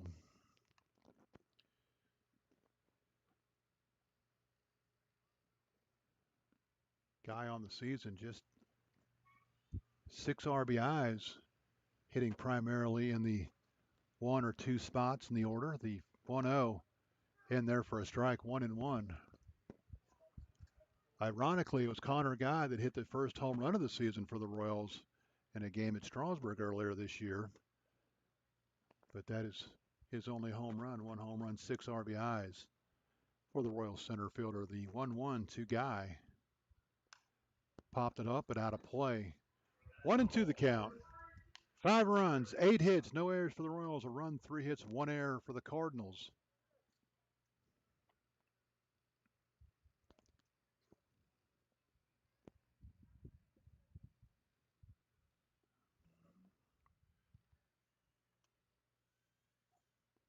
Alston sets the 1-2 in the dirt for a ball. 2-2. Big left-hander Gavin Alston. Both these teams back in action tomorrow. In fact, they'll both play every day until the 4th of July holiday on Friday. The 2-2 fisted out of play. We'll do it again, 2-2. Front Royal on the road again tomorrow. They travel over to Purcellville to take on the Cannons. They will not be home again until they play home on Thursday against Strasburg. Royals at Newmarket tomorrow night, right back here on Wednesday to take on the Purcellville Cannons. That ball lifted toward right field. Going back on it is Lafferty, and he is going to get to the fence and watch it go. Connor Guy has just gone deep. Lafferty went back as far as he could, leaped to the top of the fence, but it is a 3-run home run off the bat of Connor Guy. His first hit of the game, second home run of the season. RBI 7, 8, and 9, and the Royals now lead it by the score of 8-1.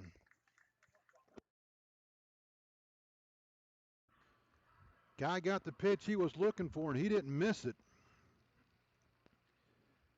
And bringing in the left-hander to face Guy didn't work. That'll bring up Emmendorfer. Emmendorfer 2 for 3 with a couple of RBIs. Guy scores his third run of the game. He's now driven in 3. Ninth hit of the game for the Royals, and they have blown this one open. First pitch to Emmendorfer. Misses outside for a ball, 1-0. So the Cardinals go to the left-hander Gavin Austin to face Connor Guy. And, well, in a word, it didn't work. The 1-0, that'll miss outside and go all the way to the backstop, 2-0. There is nothing, well, there is a left-hander up getting loose in the front Royal bullpen now.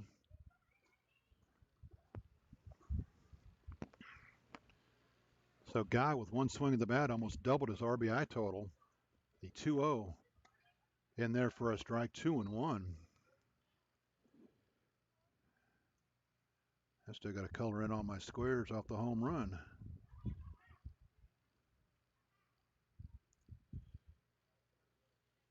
Grounded toward third, but it will be foul. Campbell will field it in foul territory and get it back to his pitcher. Still, this all happened with 2 outs. Kaiser singled to lead off the inning. He was picked off, caught stealing from first, and Dolly struck out for the second out, and then 3 consecutive base hits produced a run, and then Connor Guy went big fly to give the Royals an 8-1 lead here as we play in the bottom half of the 5th. The 3-2. Called strike 3. Emmendorfer was headed toward first. But that'll end the inning. The Royals a very good, productive inning. 4 runs on 4 hits.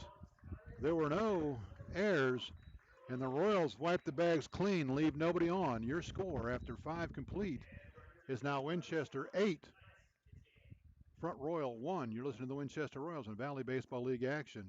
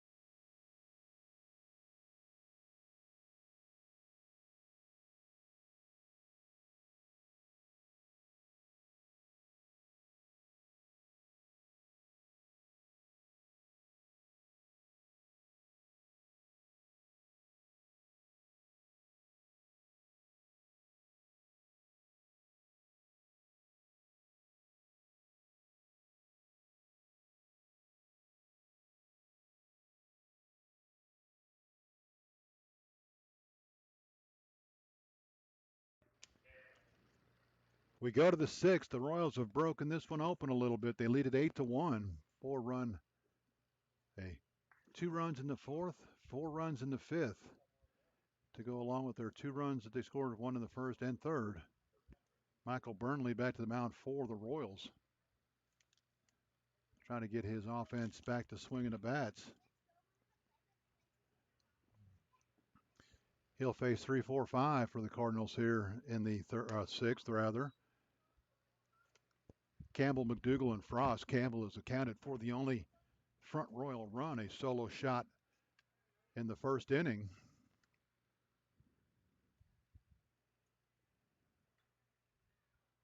The 1-0 from Burnley, swung on and missed. Good live fastball there. 1-1 the count.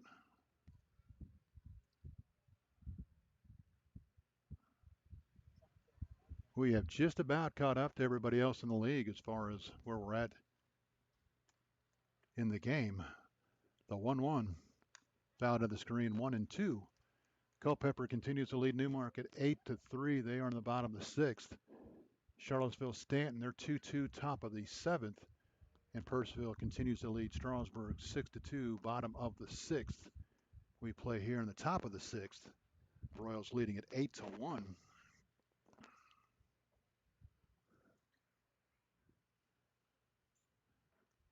The 1-2. Lifted foul. Parker Fry is going to give it a look, but it's going to be out of play. And it'll be a freezy pop for a youngster down there somewhere. Count remains 1-2 on Jake Campbell. He is 1 for 1. He walked his other time.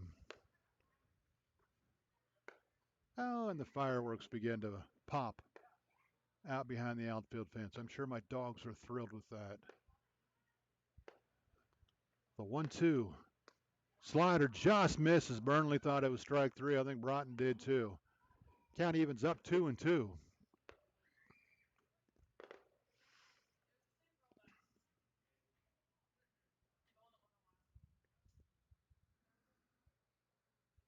Burnley sets his 2-2. Fouled into the screen. Will stay 2-2.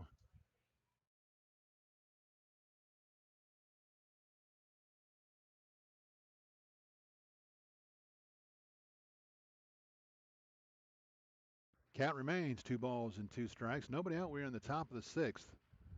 Royals lead it 8-1. The 2-2. Grounded toward third. Emmendorfer up with it. Fires on to first. Perfect strike 2. Parker Fry for the first out here in the sixth. Royals at home 2 more times before they go on the road for the weekend. On the road tomorrow at Newmarket to take on the last place Newmarket Rebels.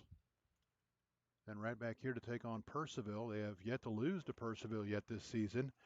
And then Thursday right back here, fireworks night, 5 o'clock start with Woodstock. They have yet to beat Woodstock yet this season. So lots to look forward to this week. First pitch to McDougal, misses inside. McDougal 0 for 2. He struck out and grounded into a double play.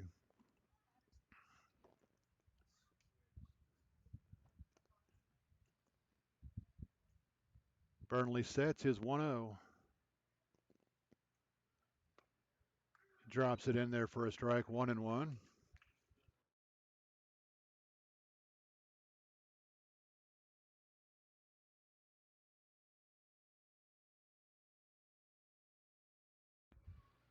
The 1-1 grounded toward second, but it's going to get into right field for a base hit. Abraham couldn't get to it.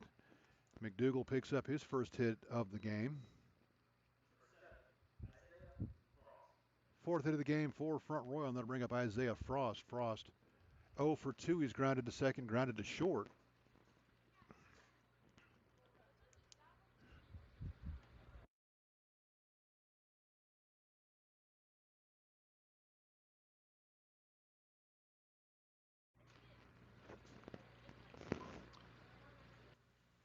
First pitch to Frost. Upstairs for a ball, 1-0.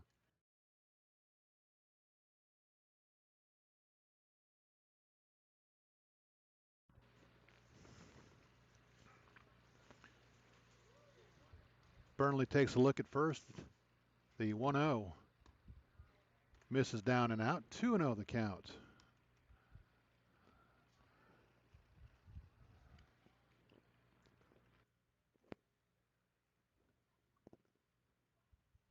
Runner at first, 1 out. We are on the top of the sixth. Front Royal jumped out to a 1-0 lead on the home run from Jay Campbell in the first, but since it's been all Royals, fouled into the screen, 2-1. Royals answered with a run in the first. They got one in the third, both on sacrifice flies off the bat of Todd Abraham.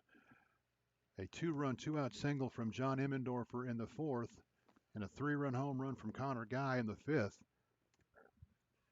have staked the Royals to an 8-1 lead here. Burnley's 2-1. He throws the first back in time, and they called him out. He looked like he got, I'm not sure what happened there. McDougal looked like he got fooled and was on all fours trying to crawl back to the bag. It looked like he was there, but first base umpire said he was out, so McDougal will be picked off 1-3 for the second out in the inning. And again, he looked like he was fooled by the move and tried to scramble back and just didn't get back. At 2-1, fouled off at the plate. Now 2-2, so Frost hits with 2 outs and nobody on.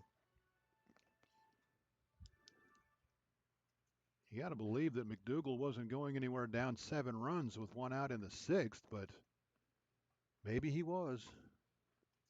And just got a bad read on the move and couldn't get back to the bag. 2-2 the count on Isaiah Frost.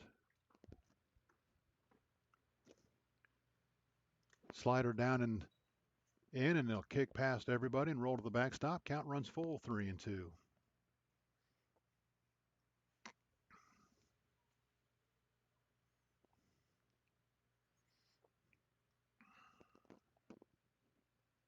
Three balls, 2 strikes, 2 outs. Top of the 6th.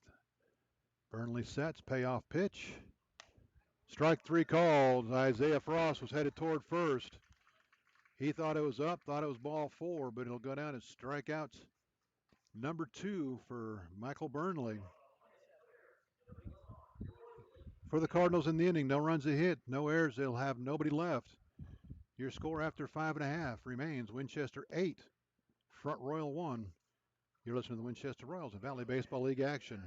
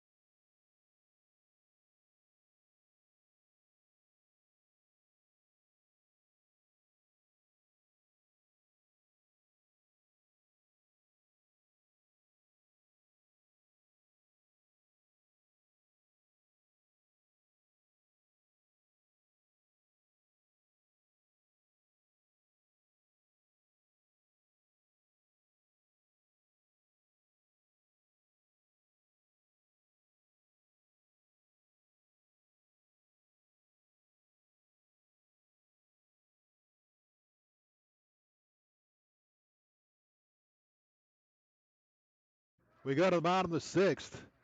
Gavin Alston back to the mound for the Cardinals. Came on in relief last inning, gave up the 3-run home run to Guy. Struck out Emmendorfer to end the inning. He'll face 3, 4, 5, Fry, Abraham, and Kaiser here in the Royals 6th.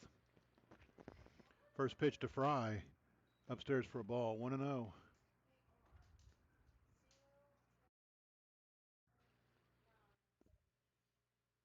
The line, the 1-0 to Parker Fry.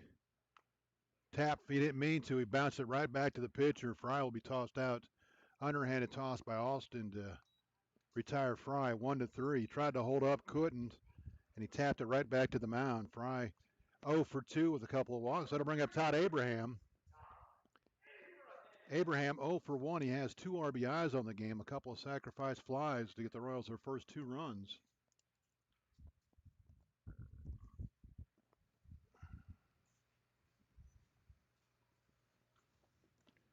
And now Figueroa is going to go out and have a chat with Alston. It's going to be the same type of deal that he did with Dialis last time he went out.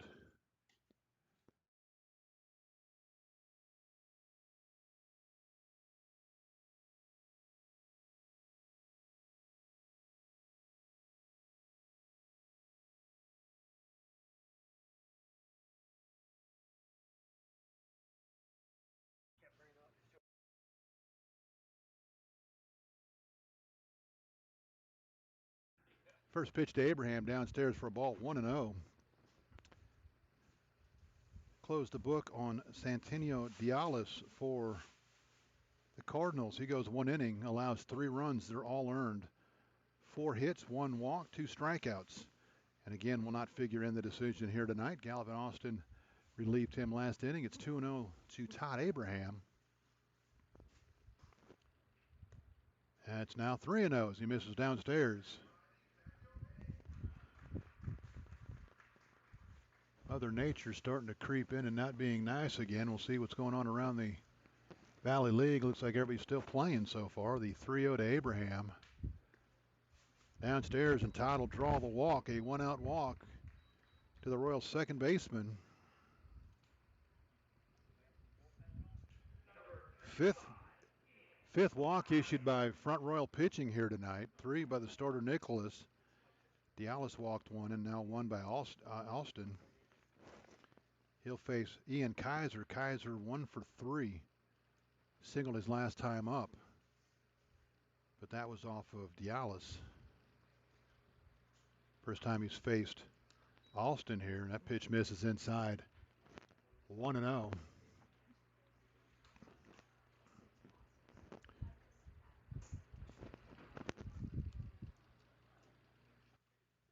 The 1-0 to Kaiser. Misses inside, gets away from the catcher, and Abraham's going to trot down to second. That's going to be a tough one to give to the pitcher. I'm going to believe that's going to be a pass ball. Pass ball all the way on Figueroa. His second pass ball of the game.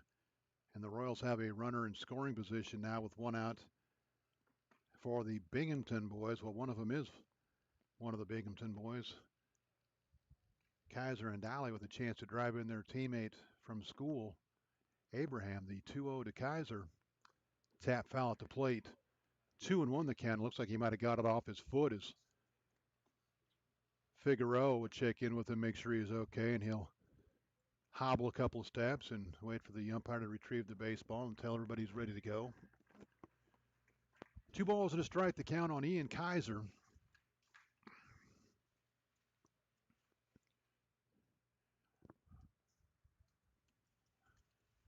Looks like our friends from Front Royal sitting behind the Front Royal dugout still here and braving it out as the skies have gotten really dark. The 2-1 upstairs for a ball, 3-1. And if they're really dark here, you got to wonder what's going on in Purcellville. The Cannons lead Strasburg 7-2. They're in the bottom of the 7th. If that game ends just like that, the Royals will be perfectly fine. Woodstock off tonight as today is a makeup day for games. The 3-1 in there for a strike 3-2. So just 4 games on the schedule. Woodstock's the only Northern Division team not playing. Everybody else in the Northern Division in action tonight. The 3-2. Hammered to right. That's going to easily score the runner. And Kaiser's going to cruise into second with a stand-up double. A line shot down the right field line. Kaiser's second hit of the game. He drives in his first run. And that'll bring up Daly. And as they say, change spots with him, and he did. And looks like Jake Daly is going to face a new pitcher.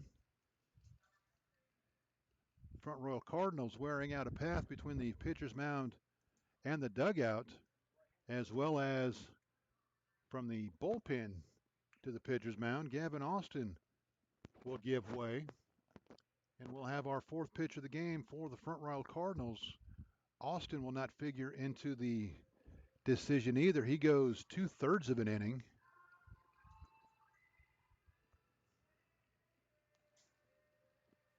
He's given up 2 hits.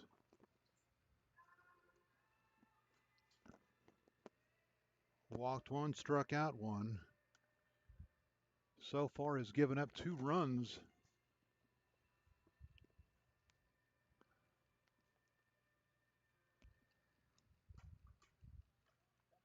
He's given up 2 runs. They're both earned, but the 2 guys on base are his responsibility. Still waiting on a Waiting for Figueroa to get out of the way so we can see who the new pitcher is. And of course, Front Royal doesn't have numbers on the front of their jersey, so got to wait for him to turn around. We can figure out who he is. I can tell you this much: it's a big, tall right-hander.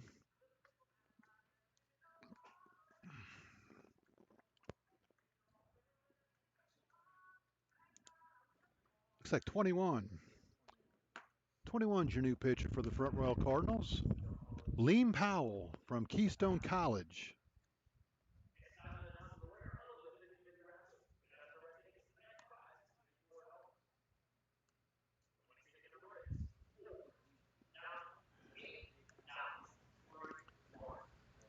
And I think Mike Smith might have some questions on the weather conditions for the home plate umpire. He may be ready to say, look, let's call it a night and pack it up and head to the hills.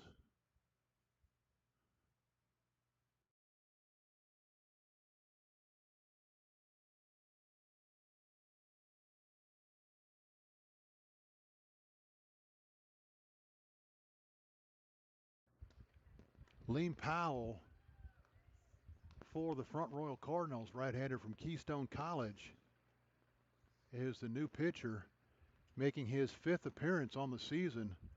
He has worked 7, they're all in relief. He's worked 7 innings, allowed 3 hits, no runs. He's walked 4, struck out 5. He's 1-0 with a 0.00 earned run average. So one of the better guys that the Cardinals have in their bullpen on to try to shut the Royals down here in the 6th. Jake Dowley got a base hit and scored a run his last time up. He has a batting average now. And he will take a pitch downstairs. Nice job by Figueroa to knock it down and keep it from going to the backstop.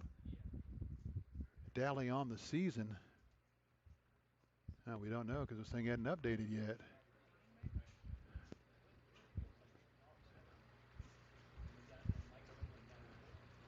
The 1-0 to Dowley.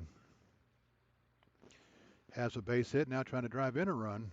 Swung on and missed. Good live fastball by Powell, and not hard to figure out why he hasn't given up any runs yet this year.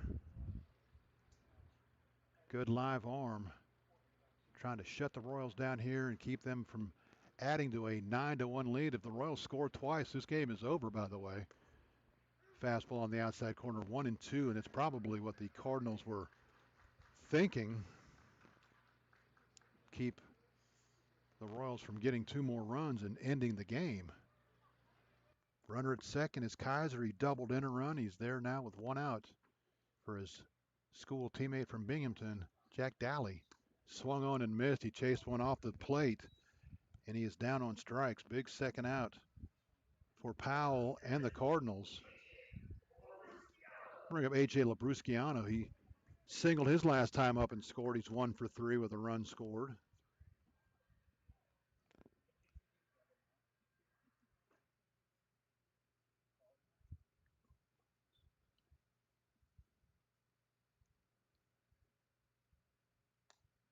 First pitch to Labrusciano.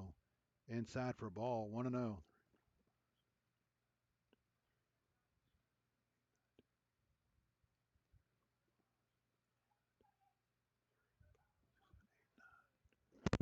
One and 0 the count on Labrusciano.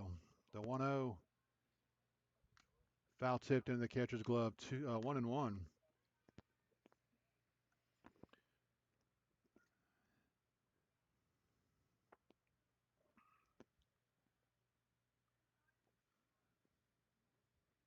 Powell sets. He'll check the runner at second. The 1-1 to Labrusciano. Driven into right field for a base hit. Kaiser rounding third. He's going to come home. The throw to the plate from Lafferty is going to be not in time. Labrusciano is going to slide in safely to second as the throw is high. And Teshima kept that from going into center field. Otherwise, AJ is going to be at third. So both those runs will be charged to Alston. Labrusciano, a base hit. He takes second on the throw home. Teshima kept him there. If Ty Broughton can get a base hit here, the ball game will be over. The Royals, well, no, it won't either. We got to go 7 innings, don't we? Damn, we still got to go another inning. Never mind. Cancel that. That's going to go all the way to the backstop, and Figueroa looks like he's hurt. I think they got Figueroa on the bare hand. He's going to track it down. Powell almost had to go get the ball from the backstop because Powell went down in a heap, but Powell got to his feet and went to get the ball, and now they're having a discussion, and Powell tapping his chest like my fault. So apparently he got crossed up, he being Figueroa. Labrusciano will go to third.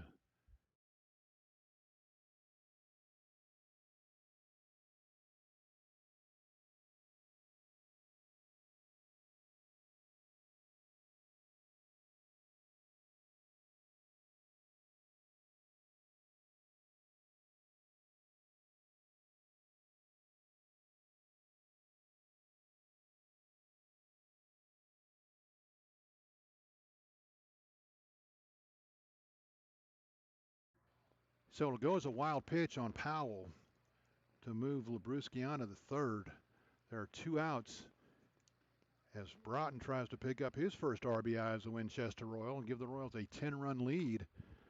Fastball on their first strike, 1-1. Now, I know I'm correct saying here if the Royals score this run and get 3 outs in the top of the 7th, the game will be over. But we have to play 7 before anything happens, and that misses down and away, 1-2.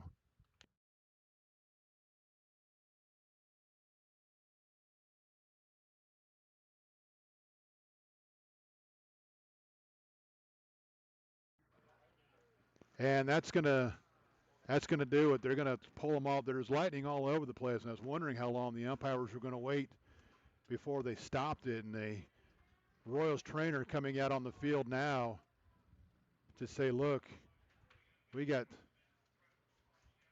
lightning all around us. They're going to have a discussion here. Again, if the Royals score that run from third and get 3 more outs, the game is over. But as of 9:28, we will be in a lightning delay, which means we got to go at least 30 minutes. So it'll be 9:58 before this game could start again, and maybe longer than that. And I have seen times where the team on the road, and again, Front Royals just over the bridges, they're not a long way from home. It's not like they're Covington or Charlottesville, but I've seen times where the visiting team down 10-1 in the 6th say, look, let's just call it a day and we'll talk to you next time around. Now it looks like the umpires are going to go have a talk with the Front Royal crew. I think the umpires want to go home. Well, now they're going to retreat and head back, and we are in a lightning delay. We'll see how long this lasts or what the verdict is, but as of right now, with the Royals leading 10-1, we can do a couple of cleaning up here. We can close the book on Gavin Alston now. Alston goes 2/3 of an inning. He allows 3 runs. They're all earned. He gives up 2 hits, 1 walk, 1 strikeout. And again, he will not figure into the decision. Michael Burnley, we'll see if the Royals leave him on the mound should this game continue. Again, both these teams play every night this week except for Friday. Everybody off Friday for the 4th of July holiday, and then the Royals go on the road for the weekend at Strasburg on Saturday, at Charlottesville for a 1 o'clock game on Sunday, and then they got the makeup game against Covington at 4 o'clock on Monday. The Cardinals also have a makeup game on Monday. They go to Strasburg on Monday. So both teams, Front Royals on the road tonight, on the road tomorrow night, on the road Wednesday night before they go back home on Thursday to take on the Strasburg Express. And I believe tomorrow night, well, I've got it written down. All I got to do is look at my notes and it'll tell me what I want to know. Tomorrow night, Front Royal is at Purcellville. The Royals travel to Newmarket tomorrow night. I wondered how long it was going to be before they stopped because there was lightning all over the place around us. And it was worse tonight than it was the other night, and they stopped us the other night. Oh, that's us. I'm like, there's a game that just got rained out, but that's us being delayed. So everybody else still in progress. Culpeper leads Newmarket 9-3. They're in the bottom of the seventh. Top of the ninth in Charlottesville. Stanton and Charlottesville, they got a good one going on. They're 2-2. And top of the eighth, Purcellville leads Strasburg 8-2. So the only close game in the league tonight is in the ninth inning between Charlottesville and Stanton. Everybody else leading by 6 or more. And with Purcellville beating Strasburg, that works in the favor of the Royals. And of course, Front Royal comes into tonight looking to snap a 9-game losing streak. And for the Cardinals to avoid a 10-game losing streak, they're going to need the help of the baseball gods to get the game restarted, and then a pretty massive rally. And I see Cardinals guys packing up their stuff and heading toward the bus. I don't know if they're going to sit on the bus during the delay or if the game has been called. They haven't called the game, have they? Yeah, front Royals, all their guys are packing their stuff and heading toward the bus. So I guess they don't want to sit in the stand or sit in the dugout during the delay. But yeah, all the Cardinals have gathered up all their gear and they're headed toward the bus. The Royals are down here mingling with the crowd like they have a 9-run lead, and well, they do. There's not a whole lot of crowd left. There's about 6 people down there, so it's probably somebody's family. John Emmendorfer down there leading the Royals brigade, so probably members of his family.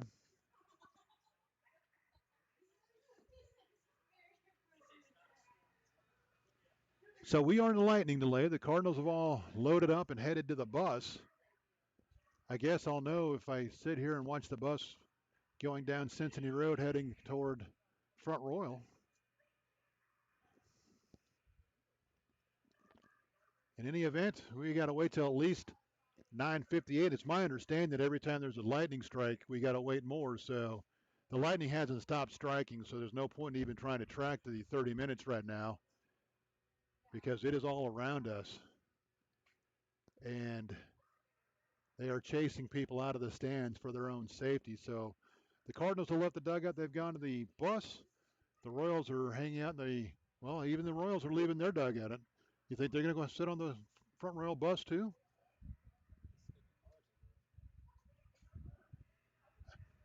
I don't know if the bus is big enough for all those guys. Anyway, we're 10-1. We're in the bottom of the sixth. The Royals lead it, and we are in a lightning delay. So we'll leave the mic open for the entertainment purposes of the music playing behind us. A very disgruntled Mike Smith will grab a bucket, and looks like he's headed toward the Front Royal bus right now. So the Cardinals in the midst of losing their 10th straight as they are trailing at 10-1, but we are not done yet. They are. They're packing up all their gear. They're taking everything. So stay tuned. We'll let you know what happens. But right now it's a lightning delay with the Royals leading at 10-1 in the bottom half of the sixth inning. You are listening to the Winchester Royals and Valley Baseball League action. I can do that. You don't want to go over there? I got theirs down pat. You got that one okay? Okay. All right, I got Connor Guy, 3-run home run. Yeah, they all scored on the home run.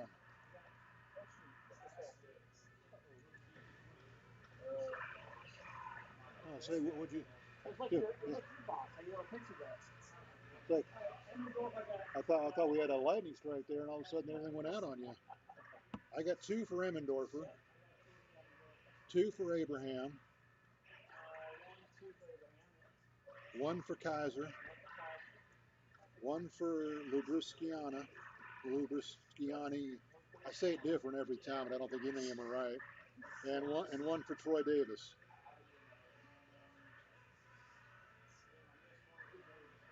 Davis got an RBI single in the fifth.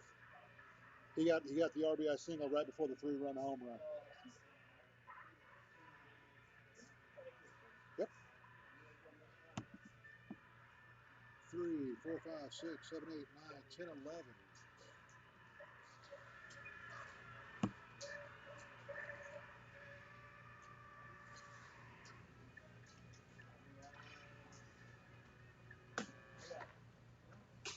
You know what? If they call this game and it reverts back to the fifth inning, Lubrusciani is going to lose his RBI single. That's true. I guess we're about to. Well, I mean, because they would, you would go back to the front royal because it's complete after 6.5. But I mean, I guess they could say let it go. I think they did. I think they did with the Strasburg game. When Strasburg was beating Newmark at 9-3 after 5, and I think they scored 3 runs in the bottom of the 6th, and it was 12-3. And I think they stopped in the bottom of the 6th and called it, and they just left it at 12-3. They didn't.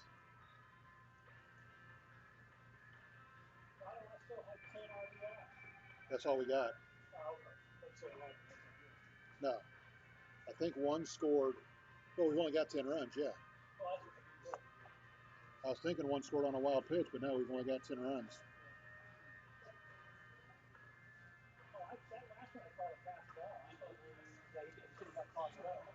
I gave it a pass ball. Yeah, you said pass ball. I went pass ball. I think he got crossed up, but. Yeah. Not that it could be a pass ball, but I mean, to me, it was a pass ball. Oh, okay. I mean, we can go wild pitch if you want. You give it a pass ball, it's just third of the game. I mean, it could go either way, really. Yeah. But if you got a guy behind the plate that gets crossed up and he throws his bare hand out there, yeah, it's hard to give him a pass ball. That's true. He's throwing his bare hand out there to try to stop that. Yeah. That's right.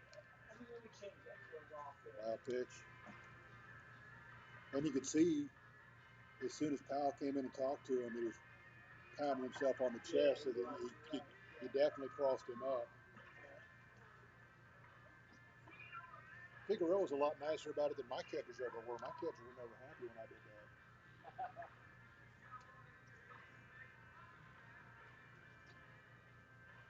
That view right there makes you dizzy. I feel like I'm going to get sick. It's like it's from a drone up in the sky somewhere. Their press box can't be that high enough. No, their press box is not that far. They must put it on the fence, I guess. I mean, look at the fence. The fence looks tiny. Yeah, that's pretty far. I'm not sure I can watch that from there anyway. I didn't trust it anyway. I've watched some of the games. I don't remember it being like that, but maybe I've only watched a couple and just didn't pay that close attention. Yeah, it was little. I remember that too. Is that shot for high school? Yeah. The school's not Winchester yet. Nobody out bottom than that. They got the wing run at first. Why are they not bunting? Exactly. I mean, that's 4 outs. Yeah. And that kid strikes out. Boom. Now double play, you got an inning. I don't understand baseball anymore. I don't either, man. It's crazy. You say, well, it's the number 4 hitter. Well, yeah, your number 4 hitter just struck out. That should have really get them. Something. I got a little mentality of what why they didn't do that. Is that not a good bunter? Is that what it is? Or? Well, I asked Danny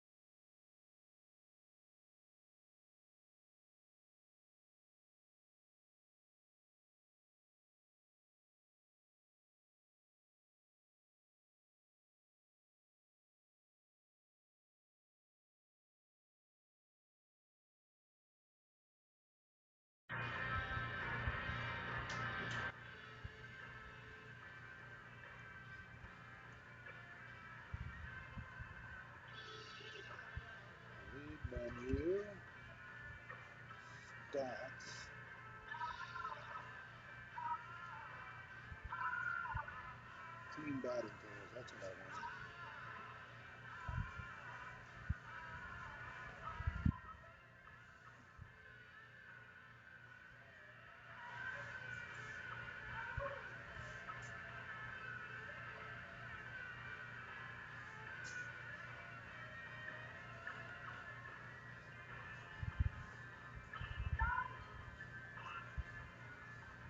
Here you go. Front Royal's got 68 stolen bases. Percival's got 65. Covington's got 57. We're way down the list at 45. There's only 3 teams that have less. Oh, I'm sorry. 45 is it's Woodstock. We're below them at 43. There's only 2 teams with less stolen bases than us. Newmarket and I guess that's Culpeper.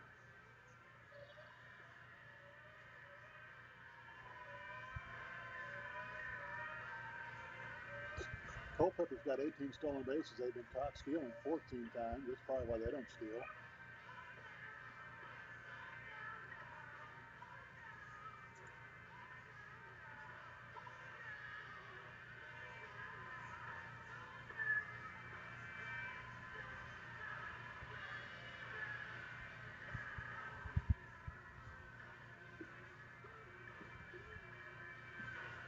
We're 5th in the league in hitting.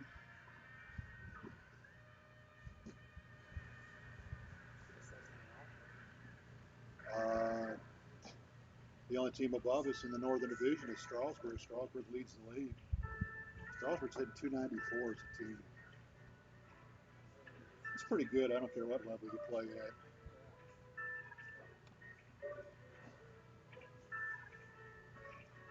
Do you ever look at the league leaders and the stats? No, last time Strasburg was here, it lists like the top 7 guys in home runs. 5 of them were from Strasburg.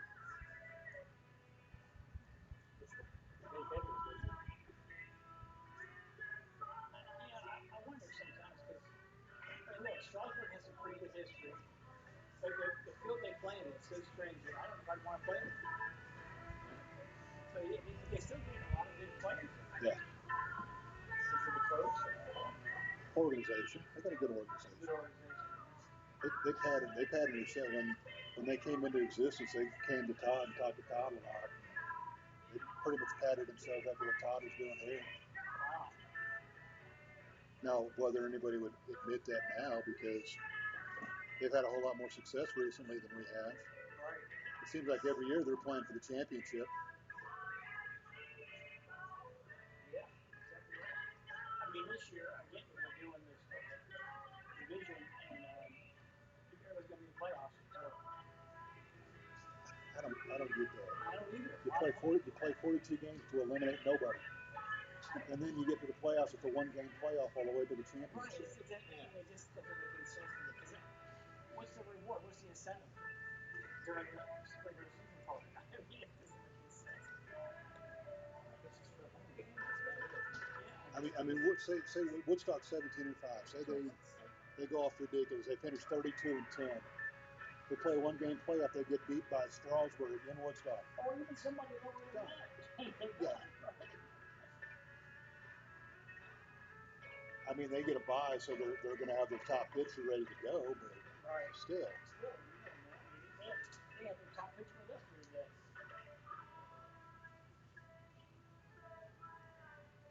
It's still third.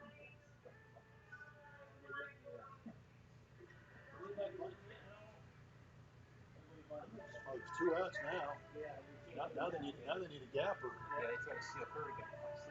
Oh, did he bunt it? I don't know. He got caught stealing.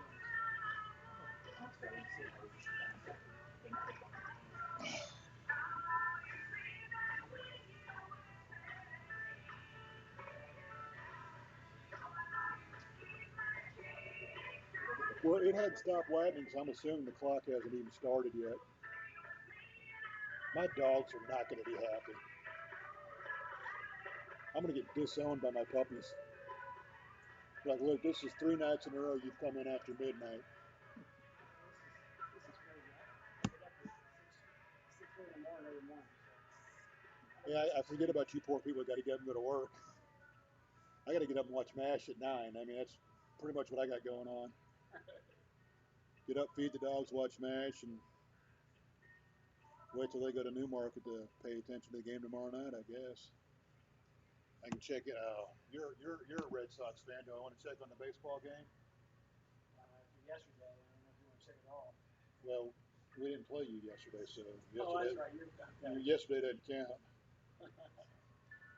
We got lucky and beat the Padres in the ninth. Ugh. I knew better than to look. Oh, that hurts. You guys got to get a new field goal kicker because apparently he missed the extra point.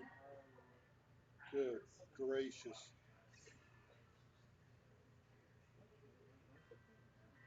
Oh. It's live, top of the ninth, 13-6. Oh my goodness. We started that kid that struck out 6 Yankees in 2 innings. He didn't get out of the first inning. Yikes. He came back down to earth. Guess he can't pitch against Hall of Famers, the guys that aren't Hall of Famers and All Stars. It's so bad. Our backup catcher's pitching.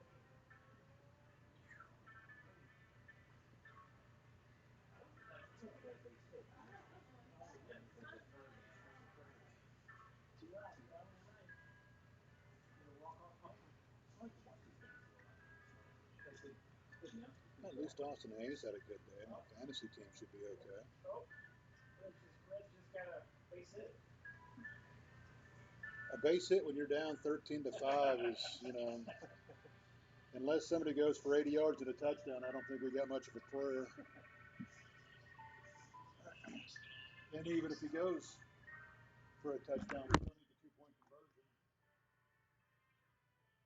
I like the Reds uniforms. What are they wearing tonight? The red tops. Yeah, Red Sox with just red. I'm glad you didn't. I'm glad you didn't show me their black uniforms. No. They wear those all black things at home, and I hate those. I don't mind it because I like red and black, but to me, it should be the house. I'm not big on all one color. Yeah. I mean, unless white's one thing or gray's one thing, but the all one color, and then that's free baseball in Charlottesville. Yeah. Are they going to do the international tiebreaker again? Yeah. Yep. And do you think they're going to bunt him over? If they don't, they should. Half the teams in the major leagues don't bunt him over. It drives me crazy. I know. It's a shame.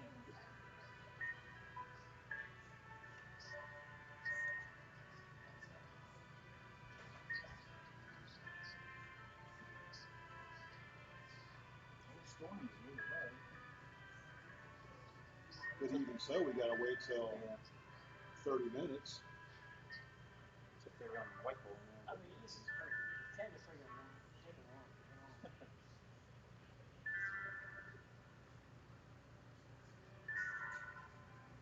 All right, game over. Game over. All right, well. All right, so we're going to be bringing pizza up here.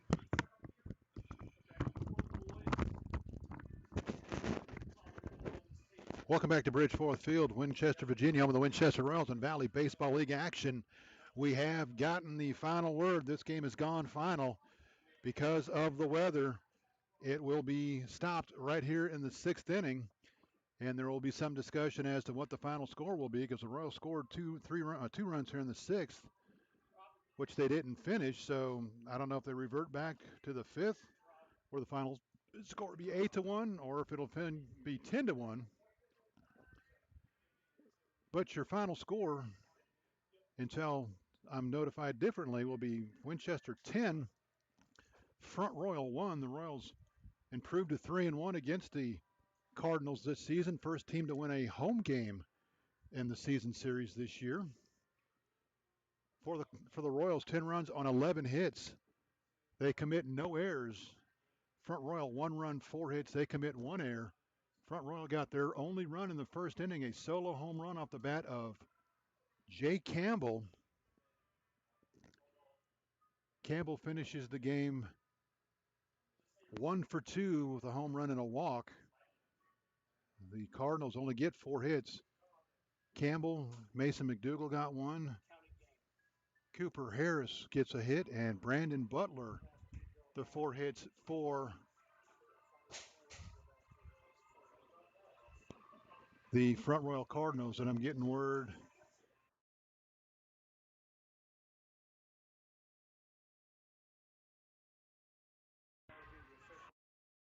So the official final score will be 8-1. The Royals will win it.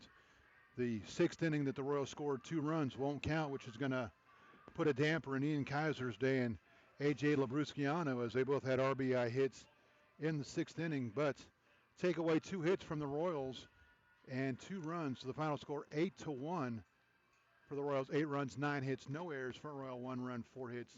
They commit 1 error. For the Royals, Connor Guy 1 for 2. He scored 3 runs, hit a 3-run home run. John Emmendorfer 2 hits, 2 RBIs. Todd Abraham did not get a hit, but he scored once, drove in 2. Ian Kaiser officially will end the game with just 1 hit and no RBIs. And Labrusciano will have 1 hit. He scored a run. Troy Davis in the 9-hole, he has 2 hits, a run scored, and an RBI. Winning pitcher for the Royals will be Michael Burnley. Burnley came on in relief of the starter Brendan Vasquez. Burnley goes 2 innings, allows no runs. He gave up 1 hit, but that 1 hit was picked off of first, so he retired 6 up, 6 down, did Burnley. He improves to 1-0 on the season.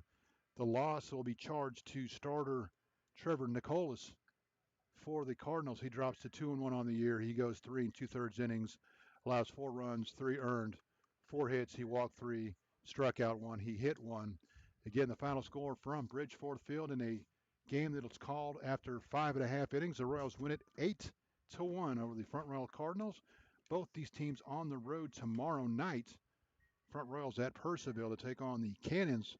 Winchester goes down to Newmarket for a 7:30 game against the last place Newmarket Rebels. Royals return home on Wednesday to take on Purcellville, and the Front Royal Cardinals, their next home game will be Thursday against the Strasburg Express. Don't forget fireworks night here on Thursday, 5 o'clock start against the front-running Woodstock River Bandits. That'll do it from the ballpark tonight. Again, the final score, Winchester 8, Front Royal 1. Winchester improves to 13-11. Front Royal drops to 10-13. Their 10th straight loss. They'll look to snap that tomorrow night in Purcellville. Mark Sawyer saying good night. We'll talk to you again on Wednesday. Don't forget, before you go to bed tonight, call your parents, tell them you love them, and we will talk to you Wednesday night. Good night, everybody.